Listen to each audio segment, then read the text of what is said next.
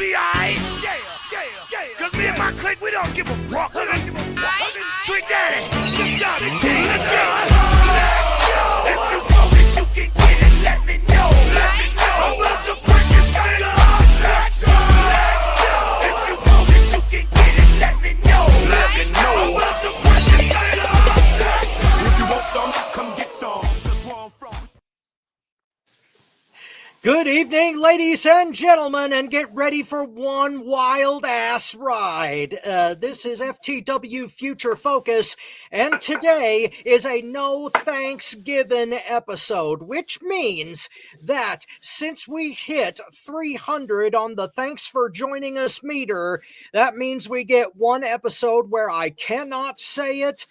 Everything is uncensored, no holds barred. I can't whine about anything that the panel says, and thank God for that. Or you may be afraid of what we're going to say. We're going to find out. I am your not-so-humble correspondent, Robert Black, and underneath me is the silent but deadly man from Chicago, Illinois, and he has about as much use for women's professional wrestling as I do for dildos that sing, "Oh, come all ye faithful." He is Marvelous Marcus Buckley. How you doing? What's up, everybody?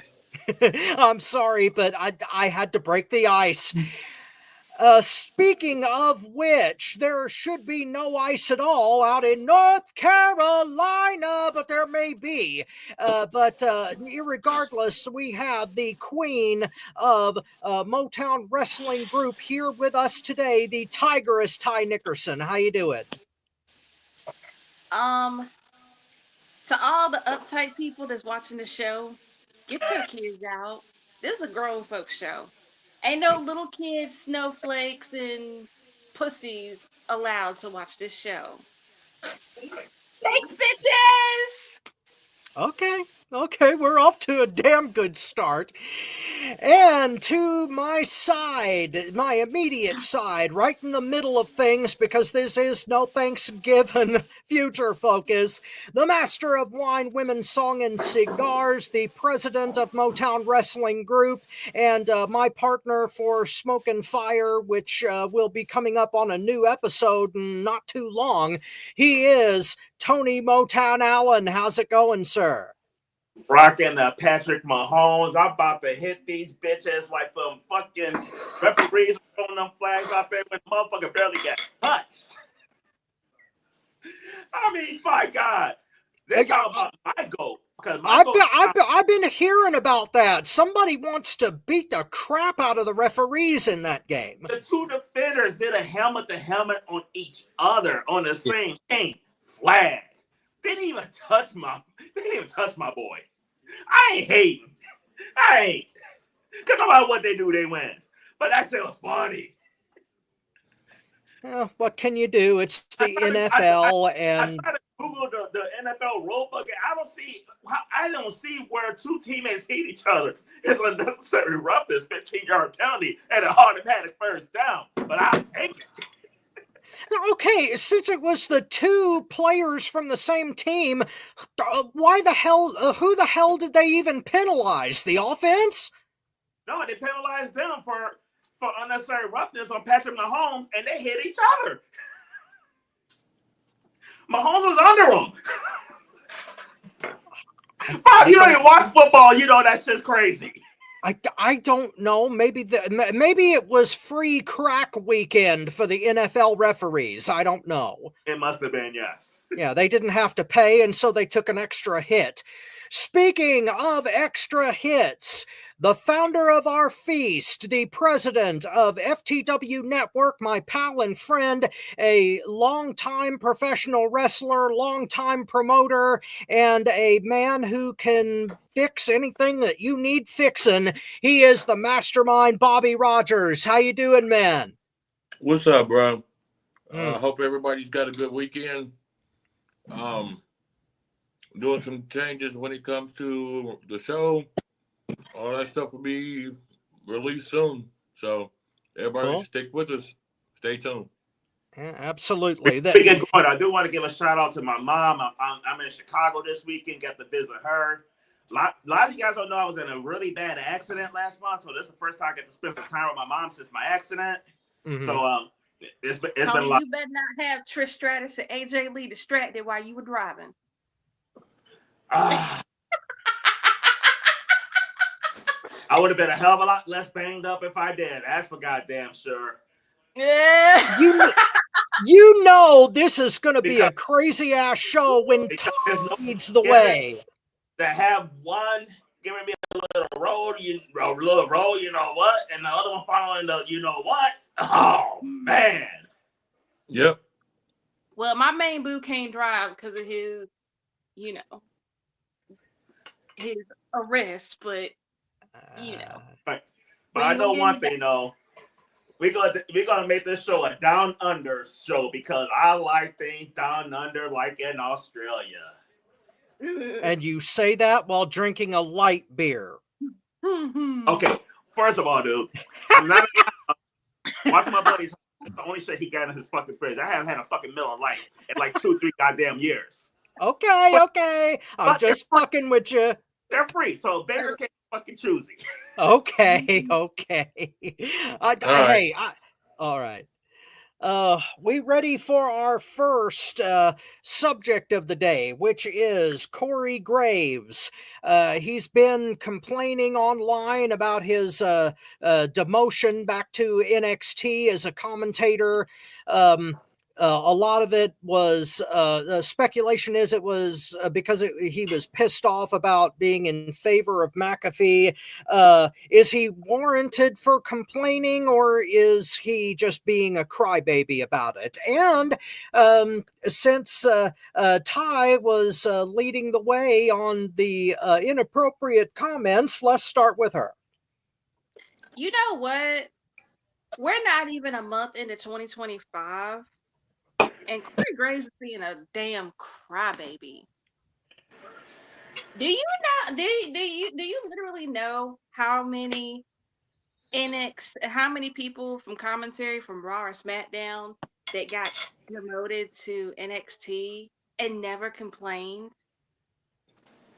Corey Graves should be fucking thankful that he got to work at commentary for NXT.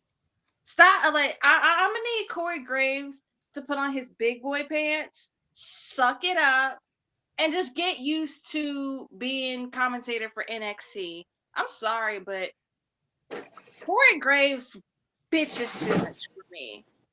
When Booker T had to work at had to do NXT commentary, you didn't hear him complaining. He's still there now, and he loves it. Even though his commentary is a pain in the ass, but he still loves it. I think this is a shoot for Corey Graves to come out of retirement and make his in-ring return. And I think he's gonna feud with NXT and whoever else that they put him at commentary wise. But other than that, Corey Graves, I'm gonna need you to stop being a little whiny ass bitch. Put your big boy panties on and accept the fact that you're a commentator at NXT. Stop all this bitching and whining. Save it for somebody who gives a damn. Because I don't. Thanks, bitch. Can I Out of the gate swinging, Motown. And here's the other crazy thing that I agree with everything that Ty says. I mean, not just commentators, but wrestlers in general, though. But there are basically 5 nationally televised shows right now that broadcast wrestling. You got Raw, you got SmackDown, you got NXT, you got AEW Dynamite, you got Collision. As far as like your major ones across the U.S., right? Yeah. 2 to 3 people per show. You are fucking still doing what you love to do. I'm gonna ask you thankful, if you're a commentator. Would you take that job that he's bitching about? Oh, me? Yes. Of course I would. If the phone rang tomorrow and they told me that they wanted me to do backstage talking head interviews for NXT, my ass would be in Vegas before the phone hung up. Even And not only that, NXT right now arguably is putting on the best shows. Arguably. Stop your whining. Stop bitching. Stop complaining. Stop sounding like all these fucking Patrick Mahomes haters out there. You're in a good fucking spot. And I'm sorry. And I'm happy. I prefer Pat McAfee with Michael Cole more so than Curry Graves with him. I don't think them two like the other two do. Pat McAfee brings a whole different level to it. Them two mesh well. I think they get along a lot better. I think they gel a lot better. And guess what? At the end of the day, we want to talk about Corey Graves and Pat McAfee. Michael Cole has been doing this shit for 3 fucking decades, right or wrong. I'm quite sure Corey Graves went to NXT and Pat McAfee went with Michael Cole because that's what Michael Cole wanted. If Michael Cole rather have Corey Graves next to him, he's been there long enough to make that call. So I really think that he's probably salty because Michael Cole picked McAfee over him because he has more fun broadcasting with him. That's just my opinion. We don't know that for sure. I also want to add, Tony, before you say anything else, I also want to add, if you want to do commentary with somebody, you got to have chemistry with them. It's just like going on a first date. When you're at the commentary desk with somebody, you got to see whether or not you have chemistry with them. Because if you ain't got chemistry with them, best believe they're going to pick somebody else that they got more chemistry with over you. And in Corey Graves' case, Michael Cole and Pat McAfee, they just work well together. They do. They go together like peanut butter and jelly, Carolina barbecue and coleslaw. They work like that together. So, Ty, you're talking about you have to have chemistry, huh?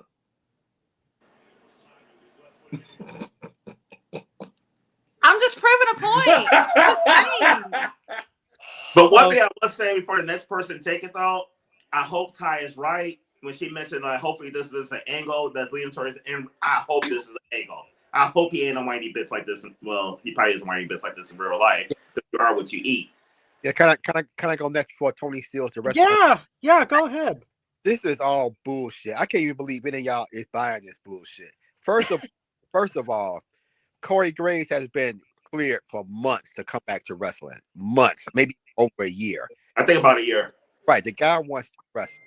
What other thing is there to do except that big name? It's a pop set up a match between Corey Graves and Pat McAfee. This is all bullshit. No, you don't. If you mad because you they say you're not famous enough to keep your job. Now, how is he famous enough not to get fired without a second thought? I'm not buying any of this. This is all bullshit. Corey Graves is coming out as a heel wrestler within a next 4 or 5 months or whatever. Carmella's back from maternity leave. They're gonna be doing something together or something like that. I buy none of this at all. Okay, let me put it this way. You guys remember Simon and Garfunkel? Mrs. Robinson? Any way you look at this, you lose. Yeah. And here's to you, Mrs. Robinson. God help us all, 'cause this fucking sucks. Okay. You guys know how I feel about McAfee. But I tend to agree with Marcus here. This smells and feels like a damned angle.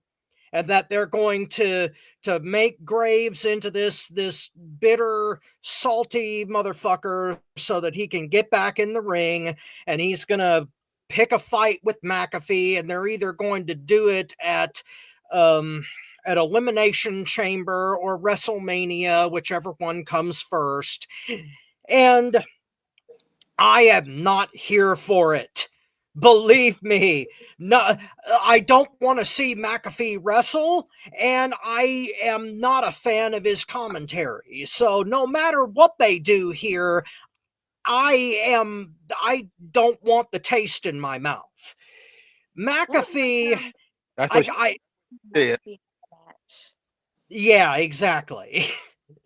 I can't say it, which is why I said it. But anyway, my point is that whatever this is, unless Graves somehow ends up on Dynamite after the smoke clears, I am not here for this. And I understand that you guys like McAfee, but for me, his style is too abrasive, it's too one note, it's over enthusiastic when it needs to be serious, and it's dumb as hell when he's trying not to be.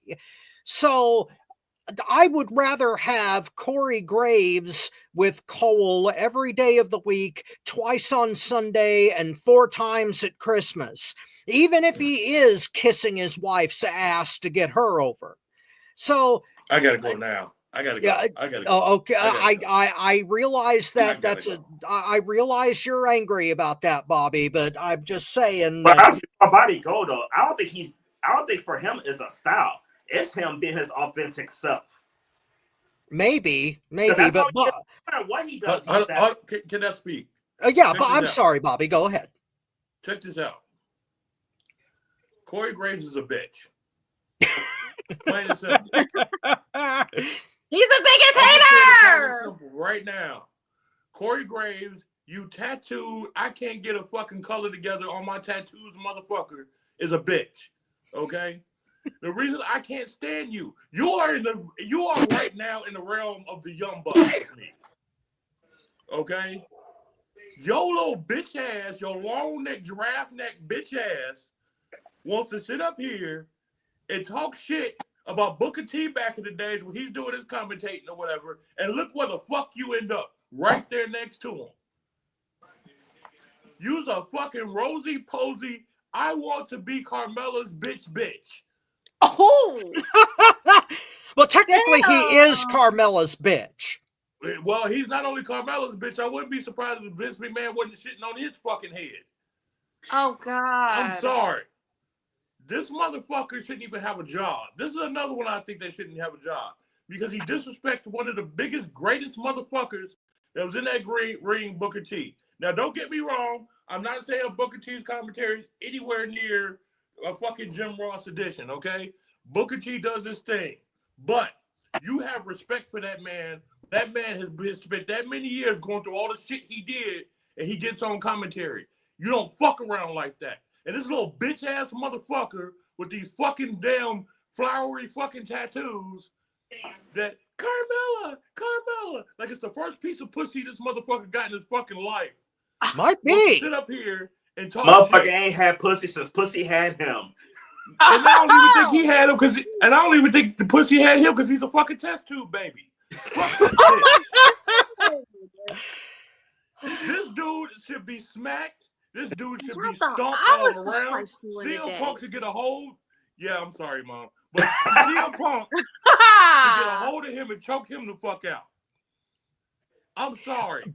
This motherfucker should not be talking about, well, I'm not famous enough. That's why I don't have a role. No, you sound like a little punk-ass motherfucker when you're going, Carmella. That's why your ass ain't on fucking TV, you stupid motherfucker. Fuck you. Don't ever get I don't even want you on NXT. I don't even want you on NXT because I don't think NXT is too good for you. I think you need to go to AEW. I think you need to go to AEW. I think you need to be on fucking Rampage. That's Rampage doesn't exist anymore. Exactly. That's my point. Yeah. Bobby, you hit on a good thing there. One thing that would improve this whole shit sandwich for me would be if Graves wrestled Booker T instead. Oh, for the exact reasons that you just said. But hold on, let me say this. Let me say this real quick.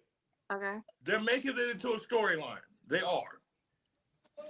Corey Graves has been available to wrestle for a year. But this ain't just a storyline. Corey Graves is a bitch. He was bitching about this shit for real. And they just said, okay, to shut him the fuck up, let's do this. All right? Because they didn't want to pay the rest of his contract out for him doing nothing. Fuck this bitch.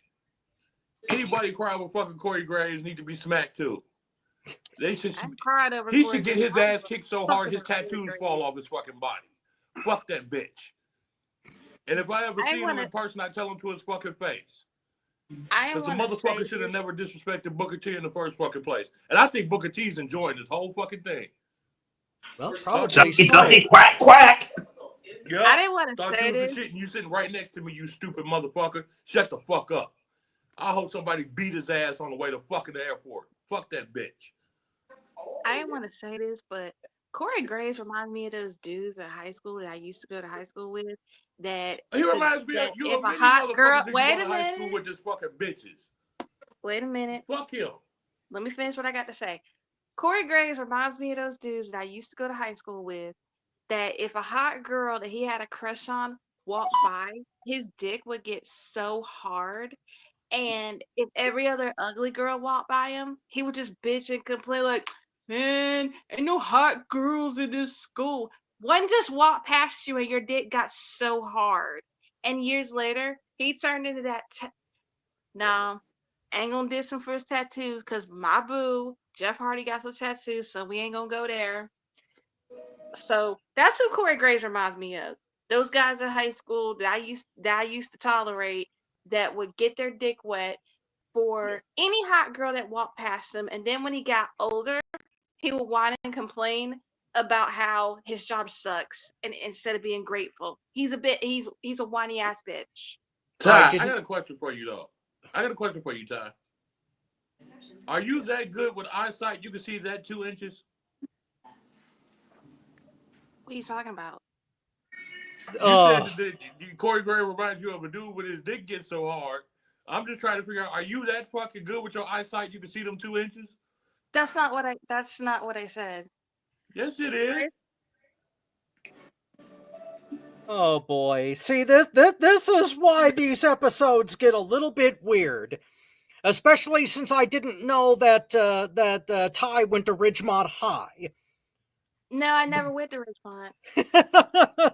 that's a joke for old men. I'm sorry. You'd have to be Sean Penn to get that joke. Mm-hmm. Anyway, let's move on to our next subject before we all say something that will send us all to hell. And, 2 inches worth. Well, that depends on who you are. I have the curse of the Irish, so I can't complain. Anyways, our next subject is one that's going to be a little bit touchy. The Excalibur and Kevin Owens incident. It has recently surfaced again that back in 2003 there were some horrible racist comments and slurs made by both Excalibur and Kevin Owens in Pro Wrestling Guerrilla. It was part of an interview, part of an angle inside of a match, and it was highly inappropriate. And the question before the panel is, how do you feel about that, and what should be done in current time? Motown, let's start with you. This sucks. And the reason why it sucks is because of Kevin Owens. I don't have all the details on it, and I know it's a combination of it could be like them being legit versus being storyline. As a Kevin Owens fan, I'm hoping it was just storyline. I'm just hoping that Kevin Owens was pulling his Leonardo DiCaprio in Django Unchained. And I'm gonna give him the benefit of the doubt because this is the only reason I'm gonna give him the benefit of the doubt. It happened in storyline, and I haven't heard, unless you guys know something different. If you have, when you take a turn, let me know. But I haven't heard of any other incidents outside of the promo that have happened. If I'm wrong, let me know. 'Cause I really wasn't following him back then. I don't know, but if it's true, it sucks because I wouldn't rock with KO no more. I wouldn't. I've got to go next. I might not be as disgusted with him as I am with Hulk Hogan. And that's only because I was discussing with Hulk Hogan prior to that shit. I mean, Hogan is any trick. He just justified it. Like back when people were like, "This thought was crazy, gotta hate Hulk Hogan." Like, hold my beer. He'll show you. As far as Excalibur goes, he's more along the lines of Hulk Hogan because I already didn't like your bitch ass.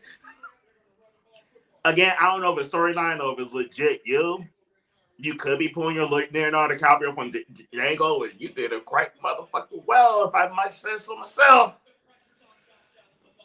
He's dead to me.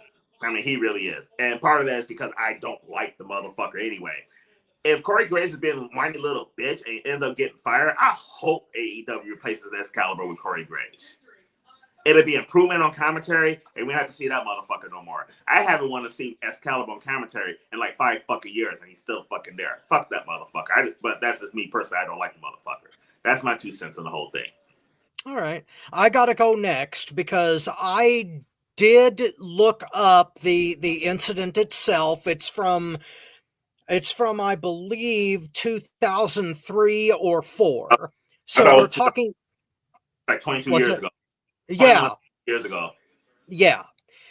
So the incident in question is available online. It's on YouTube. It's about 17 seconds long.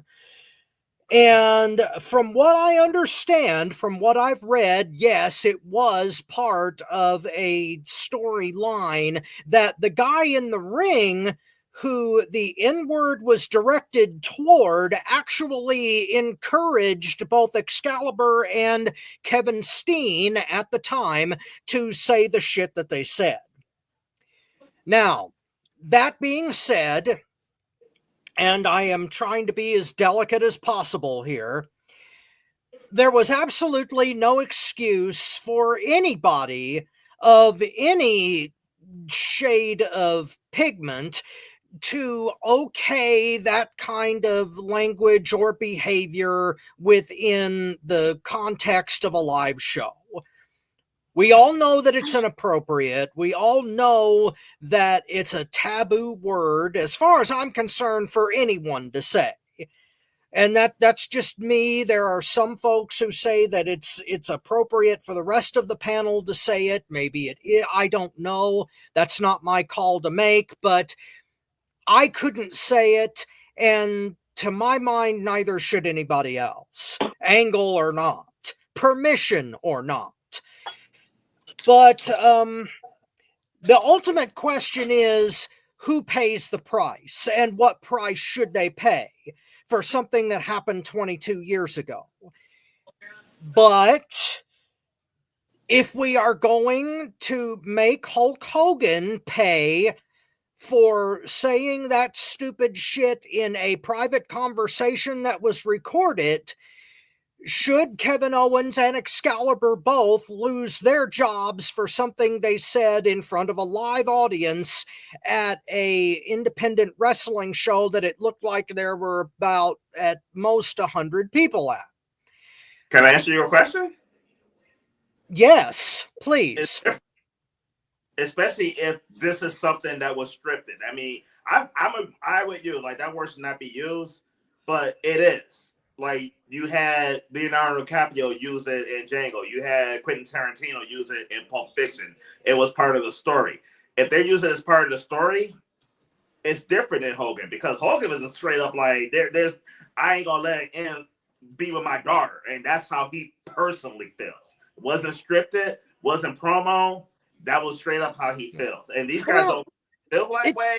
It's different, Rob. It's different. It's also been reported that they felt uncomfortable with the whole thing in the first place, both of them, and they only went along with it because the African-American gentleman involved said, I want to do this, which is the only reason that they did. See, now, so it's being used in different ways, and that's why I say I don't put them in the same category as Hulk Hogan because of the intent. Because of the scrutiny this has gotten, there will be some kind of retribution. What that retribution is, I don't know. That's going to be up to the individual promotions. WWE may suspend Owens, but since he's involved in major stuff involving WrestleMania. Now, it's interesting that we all bring Hogan up, because I think that maybe someone who supports Hogan brought this back to light because they were pissed that he got booed at the Netflix debut. It would surprise me. And then his people was like, well, what about these guys? Like, it ain't just Hogan, it's this guy. That's entirely possible. And as underhanded as Hogan can be, that's possible. There's more wrestlers that they could probably drag into some shit like that. Well, yeah, and there's probably wrestlers that hate white people too. But that either way, this is if AEW wants to replace Excalibur, I've got a resume, Jack. So that's all I got to say about it. Marcus, what's on? And before Marcus go, I gotta say this though, and don't worry, Marcus, had nothing to do with the subject. Tony Khan, we fucking hate you. We hate your booking. We hate everything about you. But not this gentleman right here, but the four of us do. You want to redeem yourself? You want to actually show that you have a half a brain cell in your goddamn head? Replace Excalibur with this gentleman right here. Please do. Us with, I'm sure Rob and I'm sure Bobby can send you some tapes of his work. Yeah. And I don't have a lot of money to bet, but I'll put my fucking paycheck on the line, and I'll bet you anything they send you is good, better than the crap that Excalibur is giving you. So if you're watching, I don't know the name of certain Japanese moves, but I can do my homework. So we'll get there. Marcus, what do you think's going on here? Well, I'm glad you cleared that up, Rob, because it brings a little bit of clarity to it. You know, if the black wrestler encouraged them to do it, then it makes it a little bit easier of a pill to swallow. And now when it's your turn, Bobby, maybe you can answer. I don't know how much freedom on the indies you have to turn down something. You know, maybe they felt they couldn't do it. Maybe, I don't know. Maybe you clear that up when it's your turn. I know how that works in the indies, but I do remember all of that is going to be on my comments. Okay. All of that is going to be on my comments. Okay, because that's what I'm wondering. Because I know that like with Django, Leonardo DiCaprio didn't want to say the N word, but right. L. Jackson encouraged him to do it for the role, and I Jamie know Foxx did too. Right, yeah, I knew I heard Samuel Jackson. I wasn't sure about Jamie Foxx. Yeah, they both did. Right, and I know back in the day, Muhammad Ali, I forgot the name of the fighter, but he encouraged them to call him the N-word, you know, to hype up the fight. But the guy refused to do it. He said, I have too much respect for you, and I just can't call you that. That's why I'm wondering, you know, how much freedom in the indies did Kevin Steen at the time Excalibur have to say, hey, no, we're not doing this. You know, we'll go over that in a bit. Right. We'll go over that in a second. That's why I'm wondering. Because I mean, if that was the thing, then I don't think they should lose their job. I wish they would have used more discretion and not did it. But again, I'm not in their shoes. I don't know the circumstances of being in the indies 20 years ago. You know, so I don't know. But you know, I hate that they did it.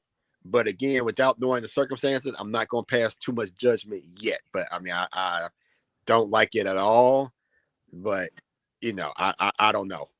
And when you look at that situation too, Marcus, you're also, I mean, we're looking at Kevin Owens and Excalibur as we see him today, and that was over 20 years ago. Like my decisions 20 years ago wasn't the best in the world either, though. You know what I mean? Mine neither. Mine neither. Especially if you have like your employer be like, "Hey, you need to do this." Yeah. I mean, I wasn't racist 20 years ago, but I made poor choices physically 20 years ago. So I mean, me personally, I wouldn't have done it, and I'm black, but it's just a word I don't use. Me neither. Unless I'm in my car with NWA playing. Good God. True. Well, see I'm uncomfortable with quoting things like NWA lyrics. So if I'm in my car, I got no problem singing along with every single word. But if I'm riding with somebody though, I don't say it. Even sing along. But See, I don't even I think you can say it too. there are times when White Christmas makes me uncomfortable. Okay, Bobby, do you want to go next? I'm gonna go last. Okay, I'll let you go last. Ty, what's on your mind? Okay. I'm with Robert on this one. And Tony. I agree with both of y'all on what y'all said. This happened in 2004? 3 or 4, yeah. 2003 or 4. If they would have caught heat for it then, and they would have got fired then, yeah, they would have caught flack for it. But since it did happen years ago, and the African American wrestler encouraged them to say it, I don't see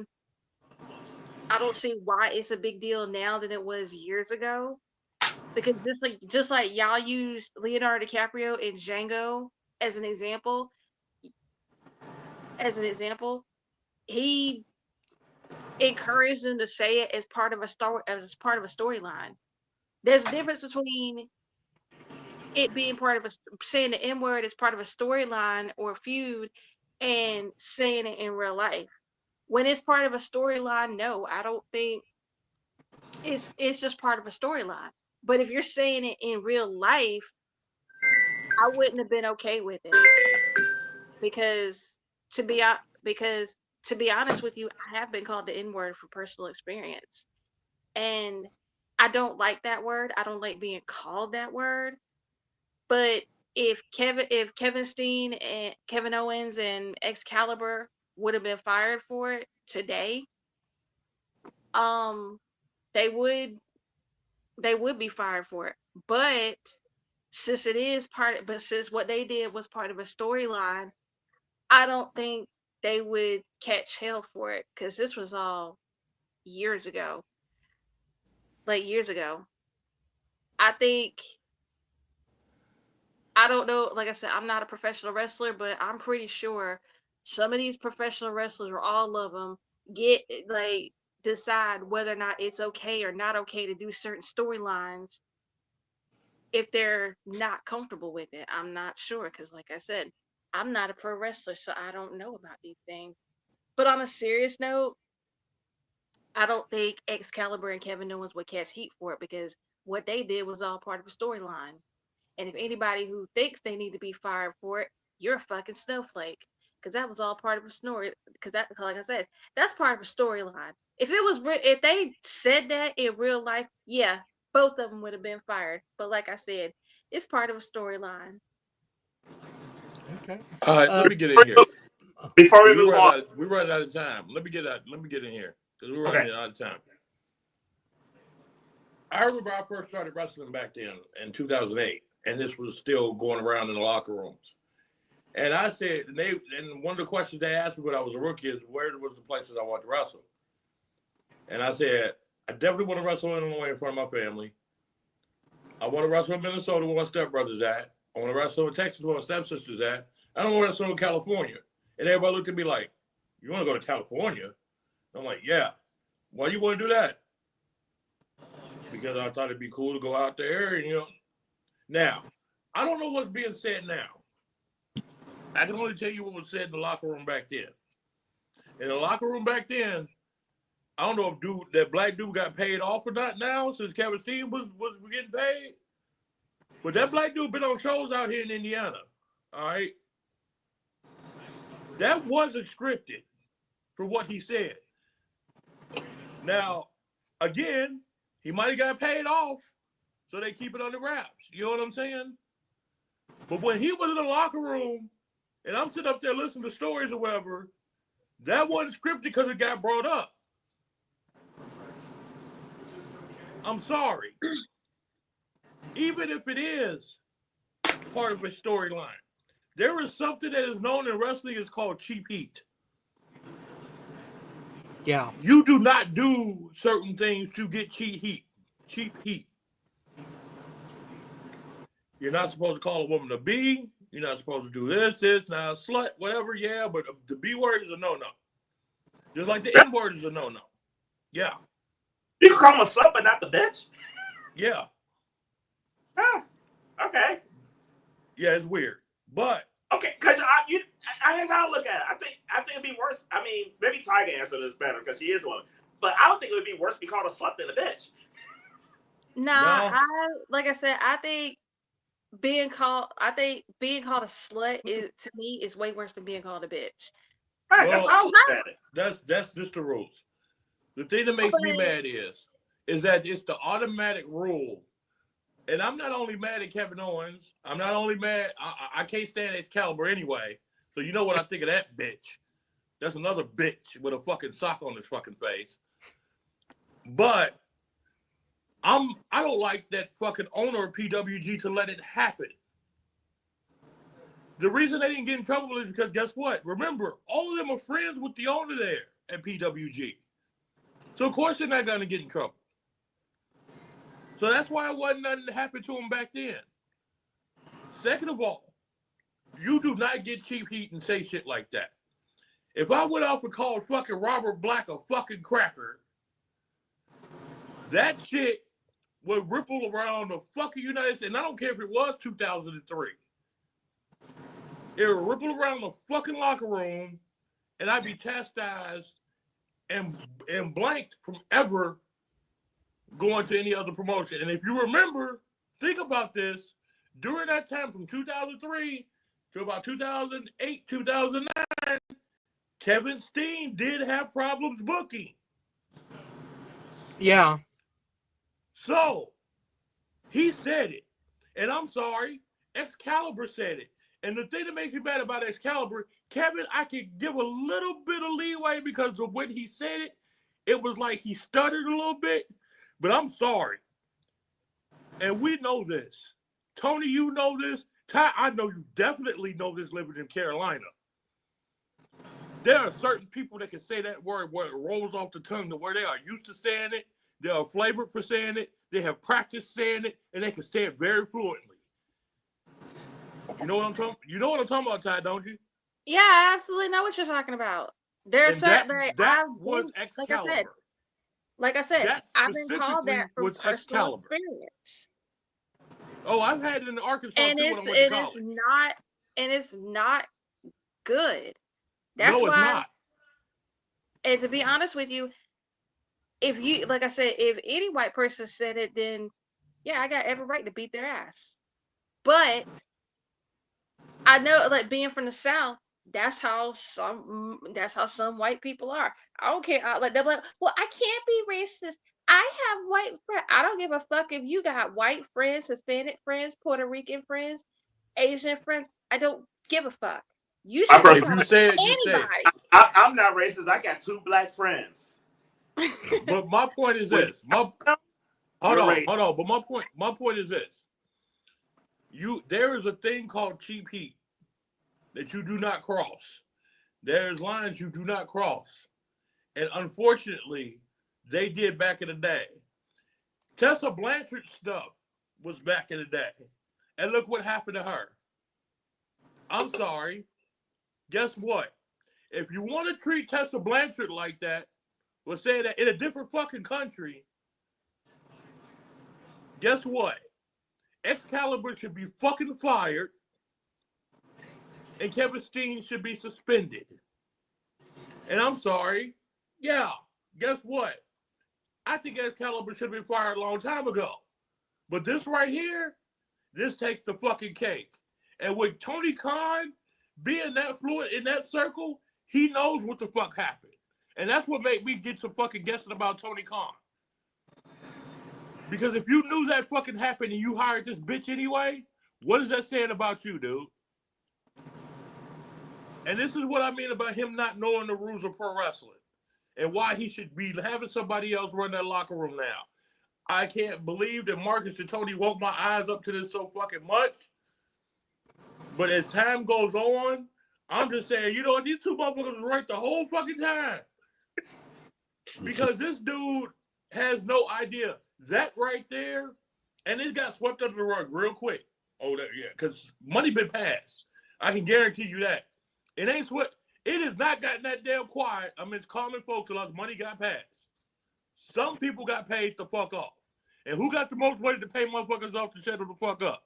Tony fucking Khan. I got a I'm question. sorry. Because we've seen a lot of this stuff. You mentioned Tessa Blanchard, we mentioned Hogan, there's others. But do they get like any kind of anything? Because it's like we were told to do that. Like if that part is true, like who does it fall on at that point? Number one, even if they were told to do something like that, to the locker room, but it's like as a wrestler and being a younger wrestler and everything, they're telling you like, "Hey, we need you to do this." hold on, check this out. If it's something that serious, right, and you are a young wrestler trying to come up, all right. Number one, they weren't young wrestlers trying to come up. They were established already, all right. But let's just say you're a young wrestler trying to come up. If it's something that serious, you go to your promoter. You say, listen, this is what these guys want me to do, and they suggest that I do. I don't feel comfortable with this. This goes against the rules of what I've been taught and trained in. Is there a way you could talk to them to knock this out so I don't have to do this? The promoter can make two choices. Since he was friends with them, he probably said, well, just go ahead with it and blah, blah, blah. Then you're like, stuck because that's the promoter. But a real promoter and a real person that's in charge will sit there and say, hold on, that shit ain't supposed to go down. Go to them and say, listen, if I hear one inkling of that word or one hint of that word come out your mouth during that promo, you're not getting paid and you will never work here again. But since they're buddies, that's the thing. And that's why I'm saying everybody got paid in this shit to shut the fuck up. When I heard this shit was fucking real. And this is coming from black dude's fucking mouth. So I'm not sure if this dude got paid or not, but I know what I heard back then. And I don't give a fuck if it was a script. You still went against the fucking rules, so you still should be suspended and fucking fired. Fuck both of them. My fucking KO shirt I'm about to get the fucking rid of. Fuck him. And fuck I always said fuck Excalibur. And I'm going to say again, fuck Excalibur. And I'm going to write a letter to Tony Khan saying fuck Excalibur. Because I think that sock-faced motherfucker should not even be in a sock drawer. That motherfucker should be all the way in the back of somebody's closet, somewhere up under some books. You know them old pictures you ain't seen since 1976 that you took when you was a fucking baby? That's where he should be. Fuck him. He's a punk-ass fucker that can't commentate in the first fucking place. Rob, take his fucking job. Fuck them Japanese moves. Call them American moves. They already switched that shit from WWE that already switched the shit from the Canadian driver to the Mexican driver. So you could just switch the shit to American shit. Fuck that shit. I'm on a roll fucking today. Fuck them bitches. Well, they already called the Canadian destroyer the Tequila Sunrise, so it's not exactly rocket science. No, they call it the Mexican driver with Penta. Yeah, I did. Well, I mean, I can call it the floppy loppy driver if you want me to, but that doesn't make any difference. The point is... So would that be what Kyrie saying or Rio?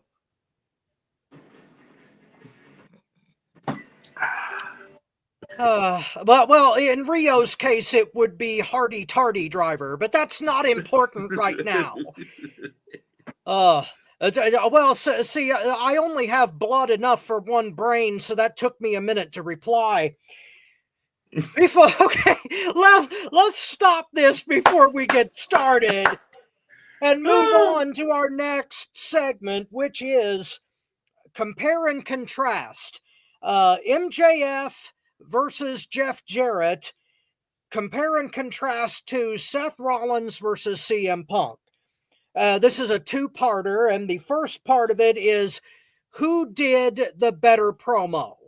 Rollins versus Punk on Raw, or MJF versus Jeff Jarrett on Dynamite? Let's start with Marcus. It wasn't hard at all. I thought Punk and Seth did a much better promo than MJ and Jeff Harvey. I mean, to me, Jeff. MJF.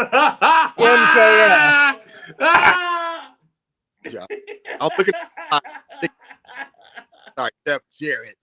Double J, damn it. Double J. Tide's gonna kill you. Tide's gonna kill you. Marcus, why you had to bring my main boo up in there? You know what? See, there you go. There you go. I see you at the corner of my eye, and it just Jeff Hardy just came out. I meant Dang! yeah. Make it easy for me. Double J. Man, when Ty sees Jeff Hardy out the corner of her eye, there's something else that's coming out. That's the guy.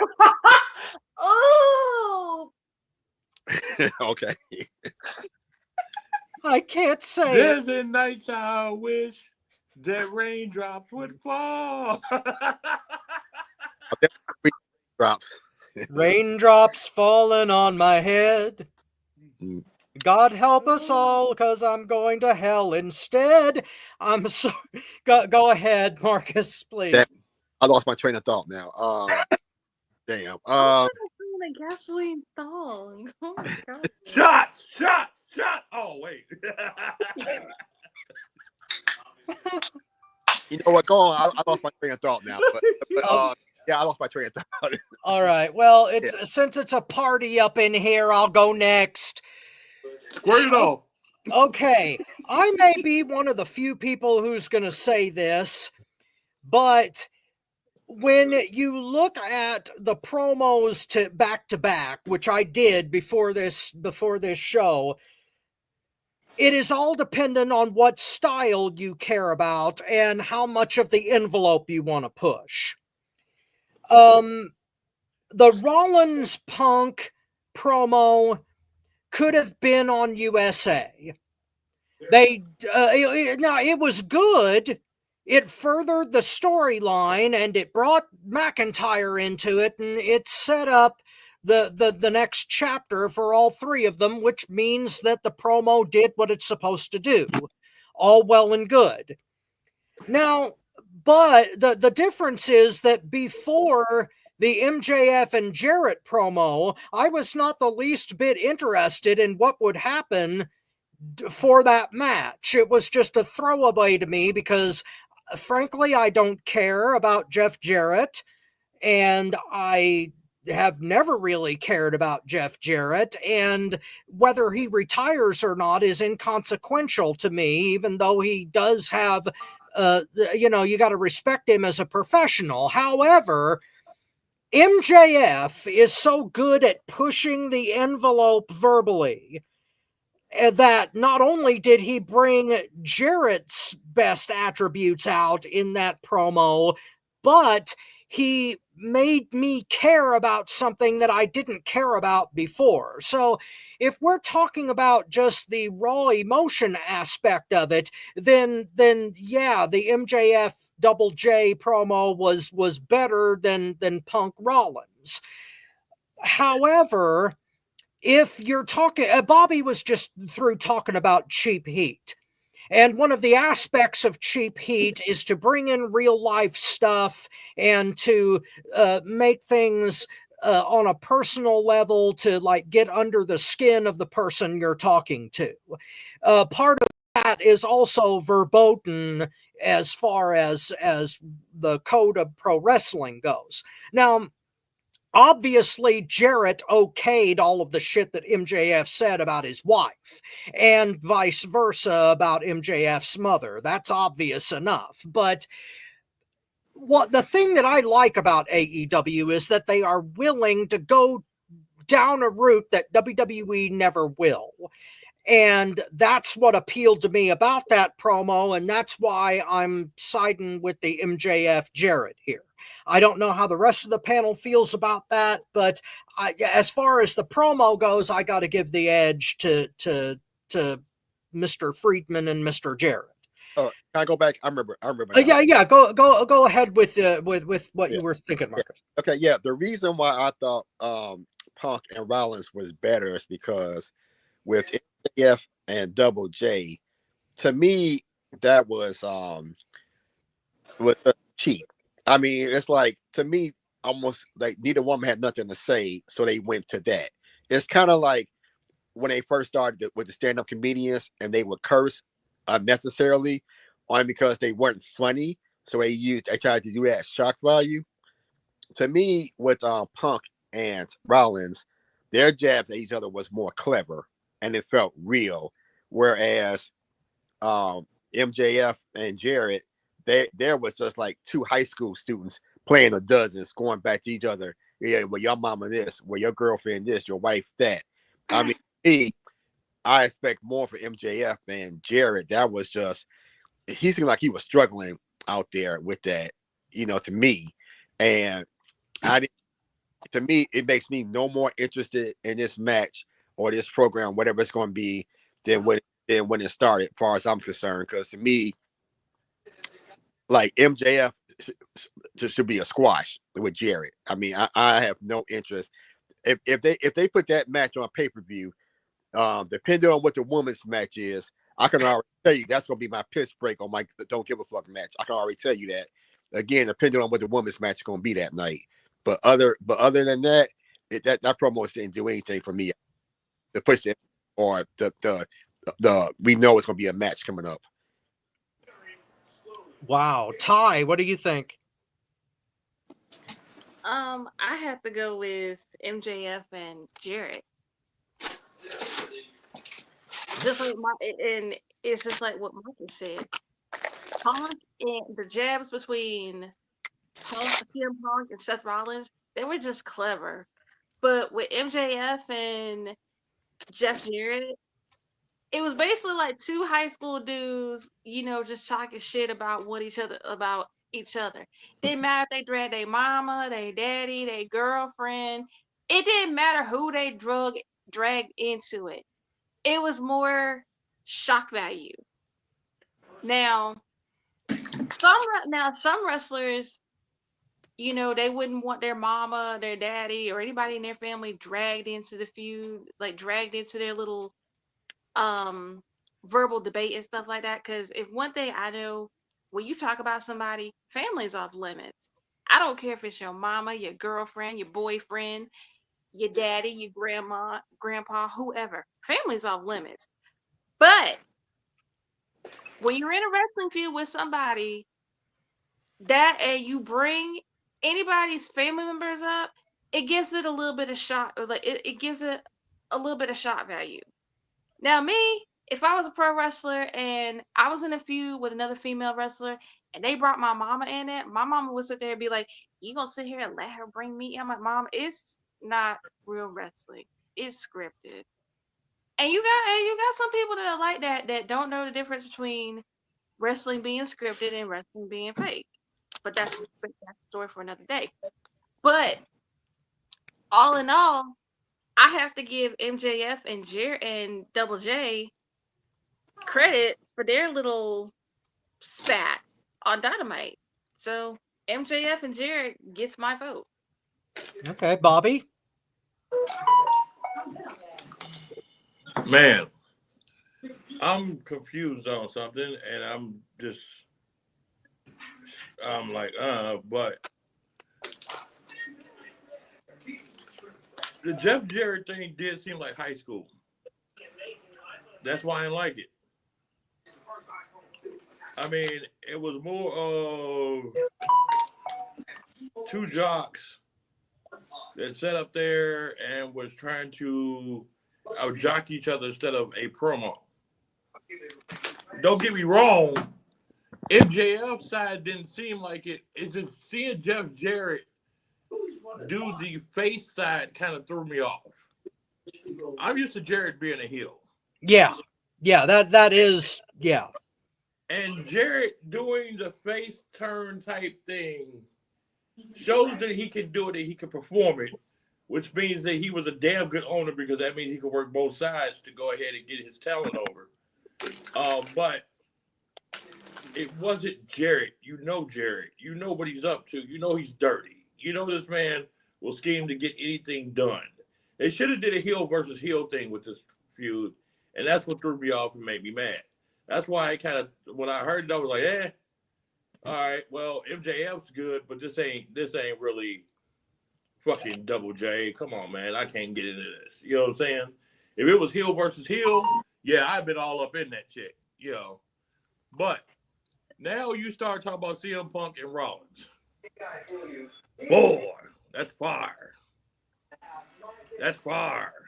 If a sudden ex-girlfriend was a man and me and them went one-on-one on the mic, it'd be like that. That's fire.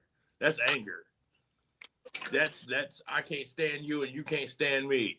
They don't like each other. It's well documented and know that they don't like each other. They have a problem with each other, and they brought their true feelings out in a professional way. Something the Young Bucks could have did to raise AEW, but they didn't. They weren't professional at all. The credit I will give Seth Rollins, even though I think he can't dress worth shit, even though I think that Becky Lynch is a bigger man than he is, even though I think Becky Lynch is more popular than he is and can out-wrestle him, I have to give him his props. He was a professional in this match. So, hey, this promo. So I got to give him his props. He's being professional on it. You know what I'm saying? And he's coming back with some stuff on his own. So I got to give that edge to them because they doing a damn thing. And I mean, it's not just something that you just see it off of bullshit. But you can tell Jeff Jarrett is bullshitting when he's talking. You know these two motherfuckers ain't bullshitting. MJF wasn't bullshitting in that promo with Jarrett. But Jarrett was bullshitting with MJF. Seth Rollins and Punk, they wasn't bullshitting with each other. They can't stand each other. That shit was on point. All right, Motown, you get the last word here. Well, on this half of it. Before I go on this one, Seth Rollins is a better wrestler than that bitch Becky. He cuts a better promo than that bitch Becky. No, he don't. Yeah, he does. Oh, her promo is fucking horrible. That's one of the biggest. Okay, yeah, her promos are horrible. Okay, I cringe when they give her a fucking mic. I cringe when I see her face. That too. And I don't think she's as hot as she used to be. Like as far as like as popular, I think Rhea Ripley and some of these other ladies that's been coming up is taking shine from her too. Yes, thank God. Her last run, she don't seem as big. But I digress. Fuck that bitch Becky. Yeah, Facebook, fuck you. You can't put me in jail on this bitch. Nah. Here's the problem with this question, because I really think of the four, MJF did the best. But as far as like a combination of the two, Jeff Jarrett kind of pulled it down. I think because of Jeff Jarrett, I do have to give the edge to CM Punk and Seth Rollins slightly. I would have loved to see MJF doing programming with somebody other than Jeff Jarrett. I know you said for Rob, it probably made you more excited for the match. And for me, it kind of took my excitement. It didn't raise my excitement of the match because I had none whatsoever. And that's because of Jeff Jarrett. The man's a career mid-carder at best. With his glory days is when he owned the fucking company and booked himself to be the fucking top dog when he was mid-card at best. Which is exactly what MJF pointed out in the promo. So there you go. Like I said, MJF, in my opinion, if we were picking individuals, he would have had my pick. His promo was on point. I think Jeff Jarrett just kind of brought it down as far as like when you're looking at these two versus these two. I like the realism, and I think part of it is MJF and Jeff Jarrett just kind of like throwing together. And realistically, even though I'm a little bit more excited to see the match, does anybody honestly think that Jeff Jarrett's going to win? Well, that does. Speaking of which, the next part of the question is which will be the better match? Rollins, Punk, and McIntyre, or MJF versus Jarrett? So, well, we kind of lost Marcus there for a second, but Tony, since you went last, go first on this one. Easily CM Punk versus freaking Rollins. And it's not a knock on MJF, because you can honestly flip-flop Seth Rollins and Jeff Jarrett, and I'll give you a fucking different answer. Okay. I mean, in my opinion, you got three main eventers in this equation. So you got two guys here, four guys total, three guys are eventers, and one's a mid-card at best. And he's old. mid-card at best. MJF is a really good wrestler. I don't know if he could carry Jeff Jarrett to a better match than what CM Punk and Seth Rollins are capable of doing.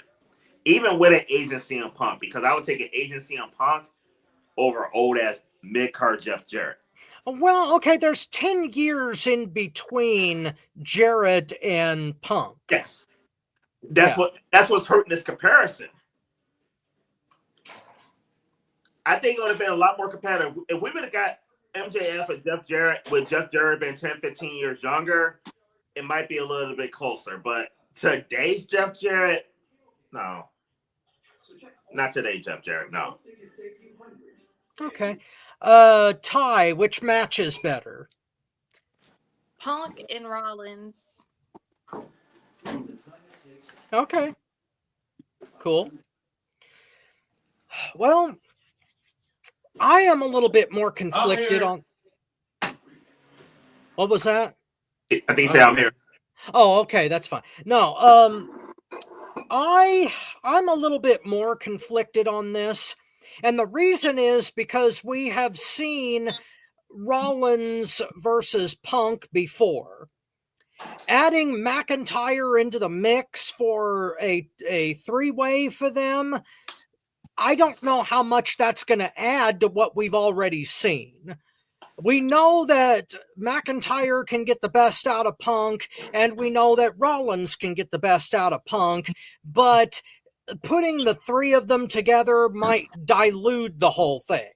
So I'm not necessarily going to just hand over the advantage match-wise, especially since we've never seen Jarrett versus MJF. They might pull out a damn good old school match, especially if Jarrett is the one that calls it in the ring. If he does, especially since he's got more experience than anybody in the whole mix, then, you know, Jarrett may have a damn good old school match with MJF if they use his style and pace. But that, I can't automatically call Rollins, Punk, McIntyre because we have never seen MJF versus Jarrett. So just for the sake of variety, I'm going to say that MJF and Jarrett are going to have the better match. I may be like the lone wolf here, but I'll take MJF Jarrett. Marcus. Well, I think I already stated my position. To me, it's definitely going to be Punk and Rollins. I thought the match on Netflix was decent, and I mean, Rob, you might be right. You know, Jeff Jarrett may have one more trick up his sleeve to do an old school match, and MJF definitely can wrestle old school. We've seen that a number of times. So based on that, you know what? I might actually even watch this match when it happens. I just hope it's on Dynamite and not the pay-per-view, hopefully. But I'm still going with Seth and Punk still. Okay. Bobby, close us out. Oh boy. And see, this is where this gets tough. For the very reason you said about Jeff Jarrett knowing how to do a match is the reason why this is so tough for me. Old school matches is something that I love and I adore too. And Jeff Jarrett, if he gets to do what he does, I think it's going to be a better match than what the promos were. The problem that I have is going back to the original point that I was making. I'm used to seeing Jeff Jarrett as a fucking heel. Seeing him in as a babyface role in a match is going to be very, very fucking different.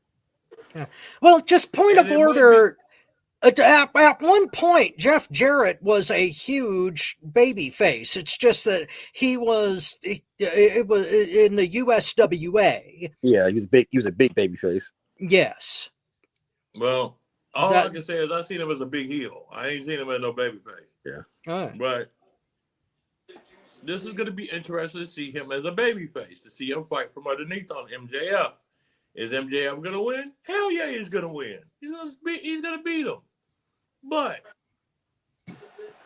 this is what I'm going to say. This actually, I'm going to frame it as too close to call.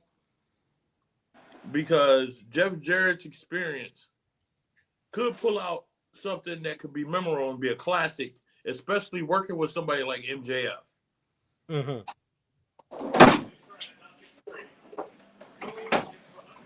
That's it. Okay. All right. The next we are going to have our tap out of the week. And, Oh, wait. I forgot something. Yeah, well, go ahead. Fuck them bitches. Okay, there we go. All right. Of course, it's no Thanksgiving, so we got to get it in. Yeah, fuck them bitches. All right. All right. Our next segment is tap out, and before we begin, I need to sit out both the tap out and moment of the week because both of mine are tied to the end segment. So I'm going to have to sit out both the tap out and moment until then, because then I'll be able to go off on my tangent. But since Marcus is the inventor of the tap out of the week, he gets the honor. What's your tap out, sir? Well, my tap out this week was, okay, I posted in the Motown group that Odyssey Jones was innocent of that domestic violence charge against his girlfriend or baby mother or whatever it is. Mm-hmm. I don't know if it was a situation where she just made the shit up, or was it a situation where he did something and their justice system couldn't prove it. Okay, I don't know which one it was, but regardless of it, the fact that this man lost his job over something that he was found that the WWE jumped the gun and fired him for something that he ended up being innocent of. You know, once again, as a man, I hate the fact that an allegation alone can ruin you. You know, totally fucked up that this system is that way. And if it's a turn out to be a thing where she made the shit up because she was mad, then he sues this bitch for everything and make her file bankruptcy, and that the justice system throws her ass in jail. And to quote Bobby Rogers, fuck that bitch. If that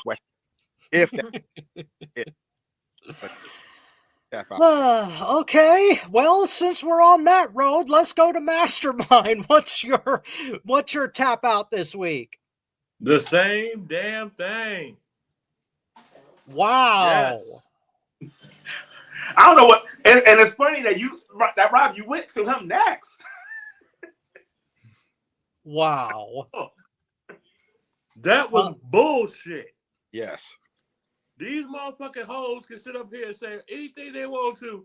Oh, he's doing this to me. Oh, he's doing that to me. Oh, he scares me. Oh, my panties got right up in a wad and they went up my ass and went to my colon. But you know what? The motherfucker sitting at home playing Call of Duty. The motherfucker ain't did shit. And you got motherfuckers sitting up here, well, we got to take you in and we got to do this. And we got to go to court. And you got to do this. You lose your job. You lose your reputation. You get fucking felt on by the cops because they want to make sure you ain't got weapons. They take your fucking weapons. They think that you're fucking, you get a fucking label over your head like you're a piece of fucking shit when you ain't did a motherfucking thing. Fuck them bitches. I am so sick of this fucking justice system sitting up here taking the fucking woman's word for it. No offense, Ty. No offense, Ty. Please understand what I'm saying here. And I want every woman to understand what I'm saying here.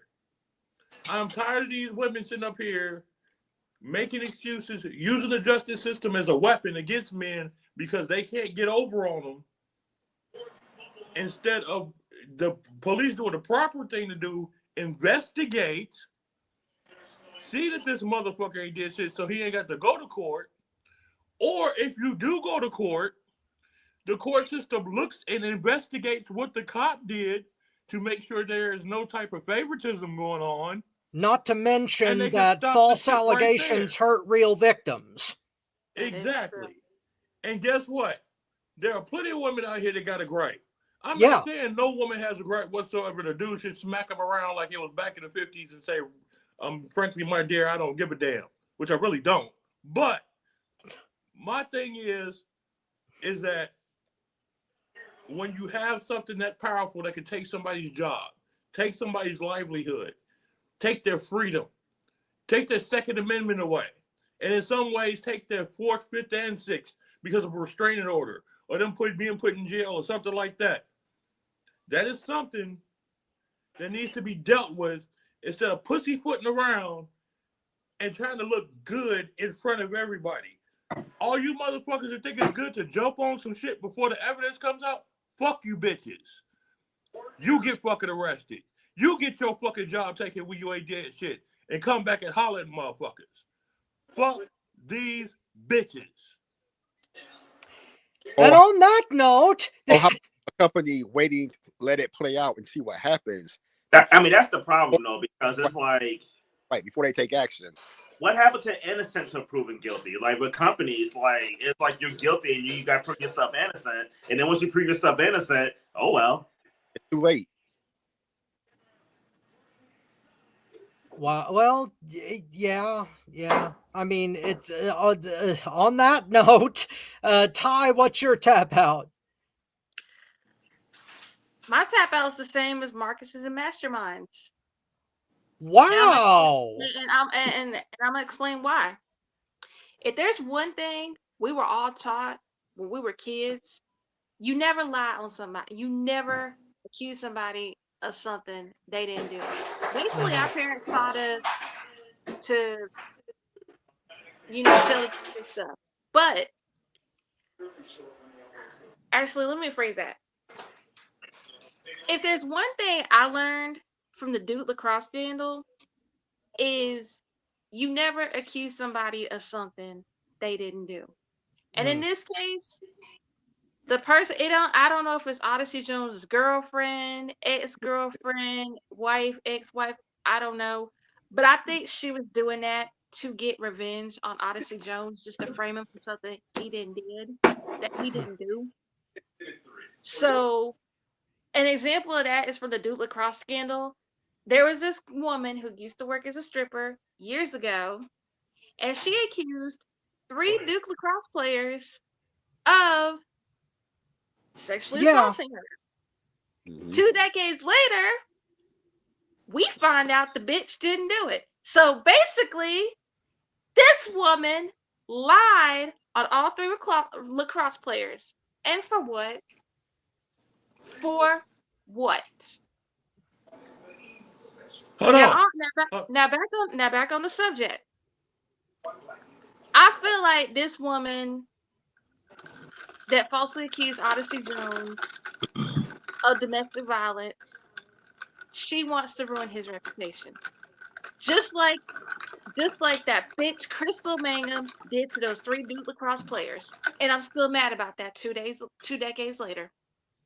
Oh yes, the passenger princess is pissed about this. So you know what? So you know what? I hope karma hits the woman that accused Odyssey Jones of domestic violence all the way in the ass. I hope she chokes on Karma's dick, and I hope she swallows Karma's load and gets what the fuck is coming to her. Sorry, Mom. Forgive me, Mom. But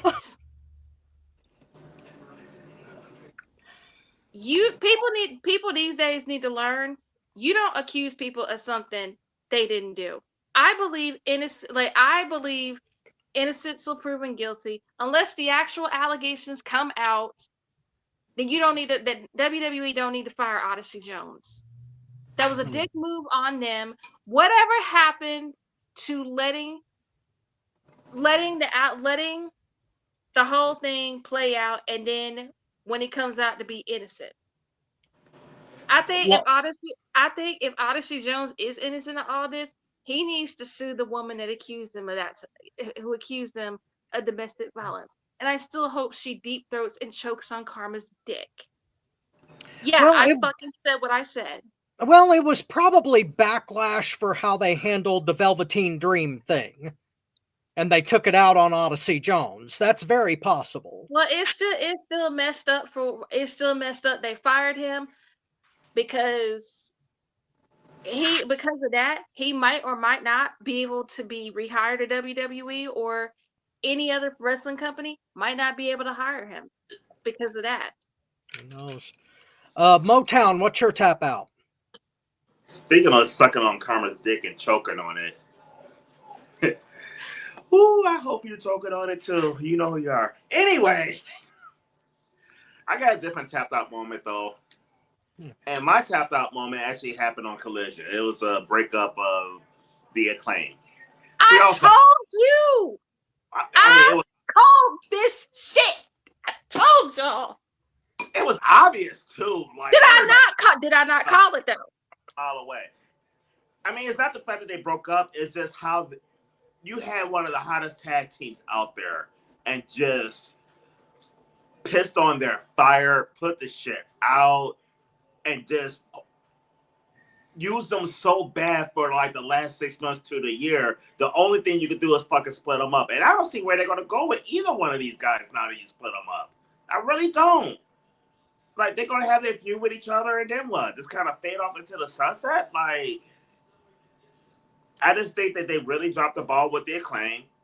My tap out is not just them splitting up, but it's just how they've been used. Like, when we went to All Out, All Out. They had stars made that night. And you blew it. And don't forget. And you blew to the point where you had to split them up, but it's like, dude, I mean, maybe I'm wrong. I just don't see either one of these guys being like big time players on their own. I just don't see it. Y'all dropped the ball on them, and it sucks. Now we again. And now we can't hear the "Oh, scissor me, daddy." Well, that'll make Marcus happy. Hold on. Let me give one more example. Let me give one more example of something. When it comes to this Odyssey Jones thing, there was a major league pitcher. His name was Trevor Bauer.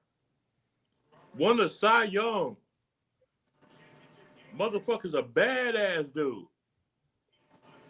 A woman accused him of some bullshit, and he got fired from Major League Baseball on like $100 million contract.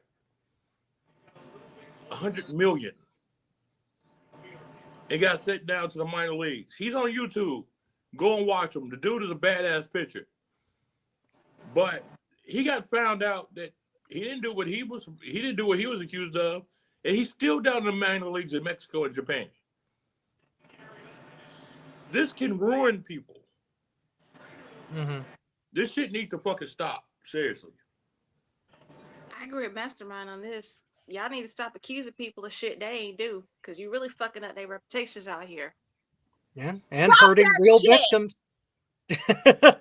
All right, before we move on though, C. Henry actually commented on the Acclaim. He said Bowens actually had a decent singles career going into the Indies, but he agreed they were much better as a tag team. He don't feel that they needed Billy though. Billy could have been with his kids. So, C. Henry, thank you for chiming in. He also thought that I was happy about he thought I was a Lion fan. I was disappointed with that shit. No, fuck them Lions. Fuck them. Oh, let me hit this. Sorry, Mom. Fuck them Lions. I am so happy them bitches lost. Fuck them Lions and fuck Dan Gilbert too. Fuck y'all. Or Dan, whatever the fuck his name is. Well, go Washington football team. Wow. Stupid ass name that they got. Yeah, that's another controversial thing. The Commanders. All right. The Redskins. All right. Let's move on to a moment. Mastermind. Wait, do you give your tap out? Oh no! I'm saving mine. Remember? Yeah, my tap out and moment are coming later. Okay. Bobby, go ahead.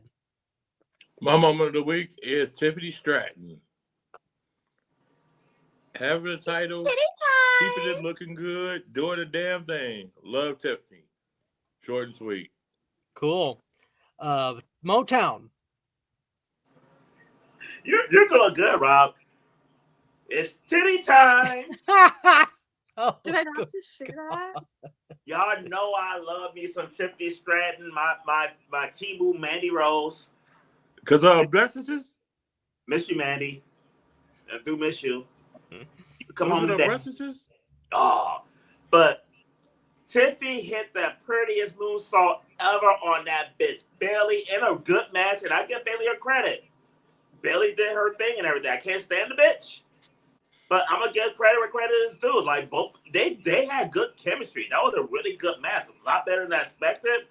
Tiffany with the clean win over Bailey. That was my moment of the week. Wow. Ty. My moment of the week goes to TNA. Tessa Blanchard and Jordan Grace throwing hands once again. Cool.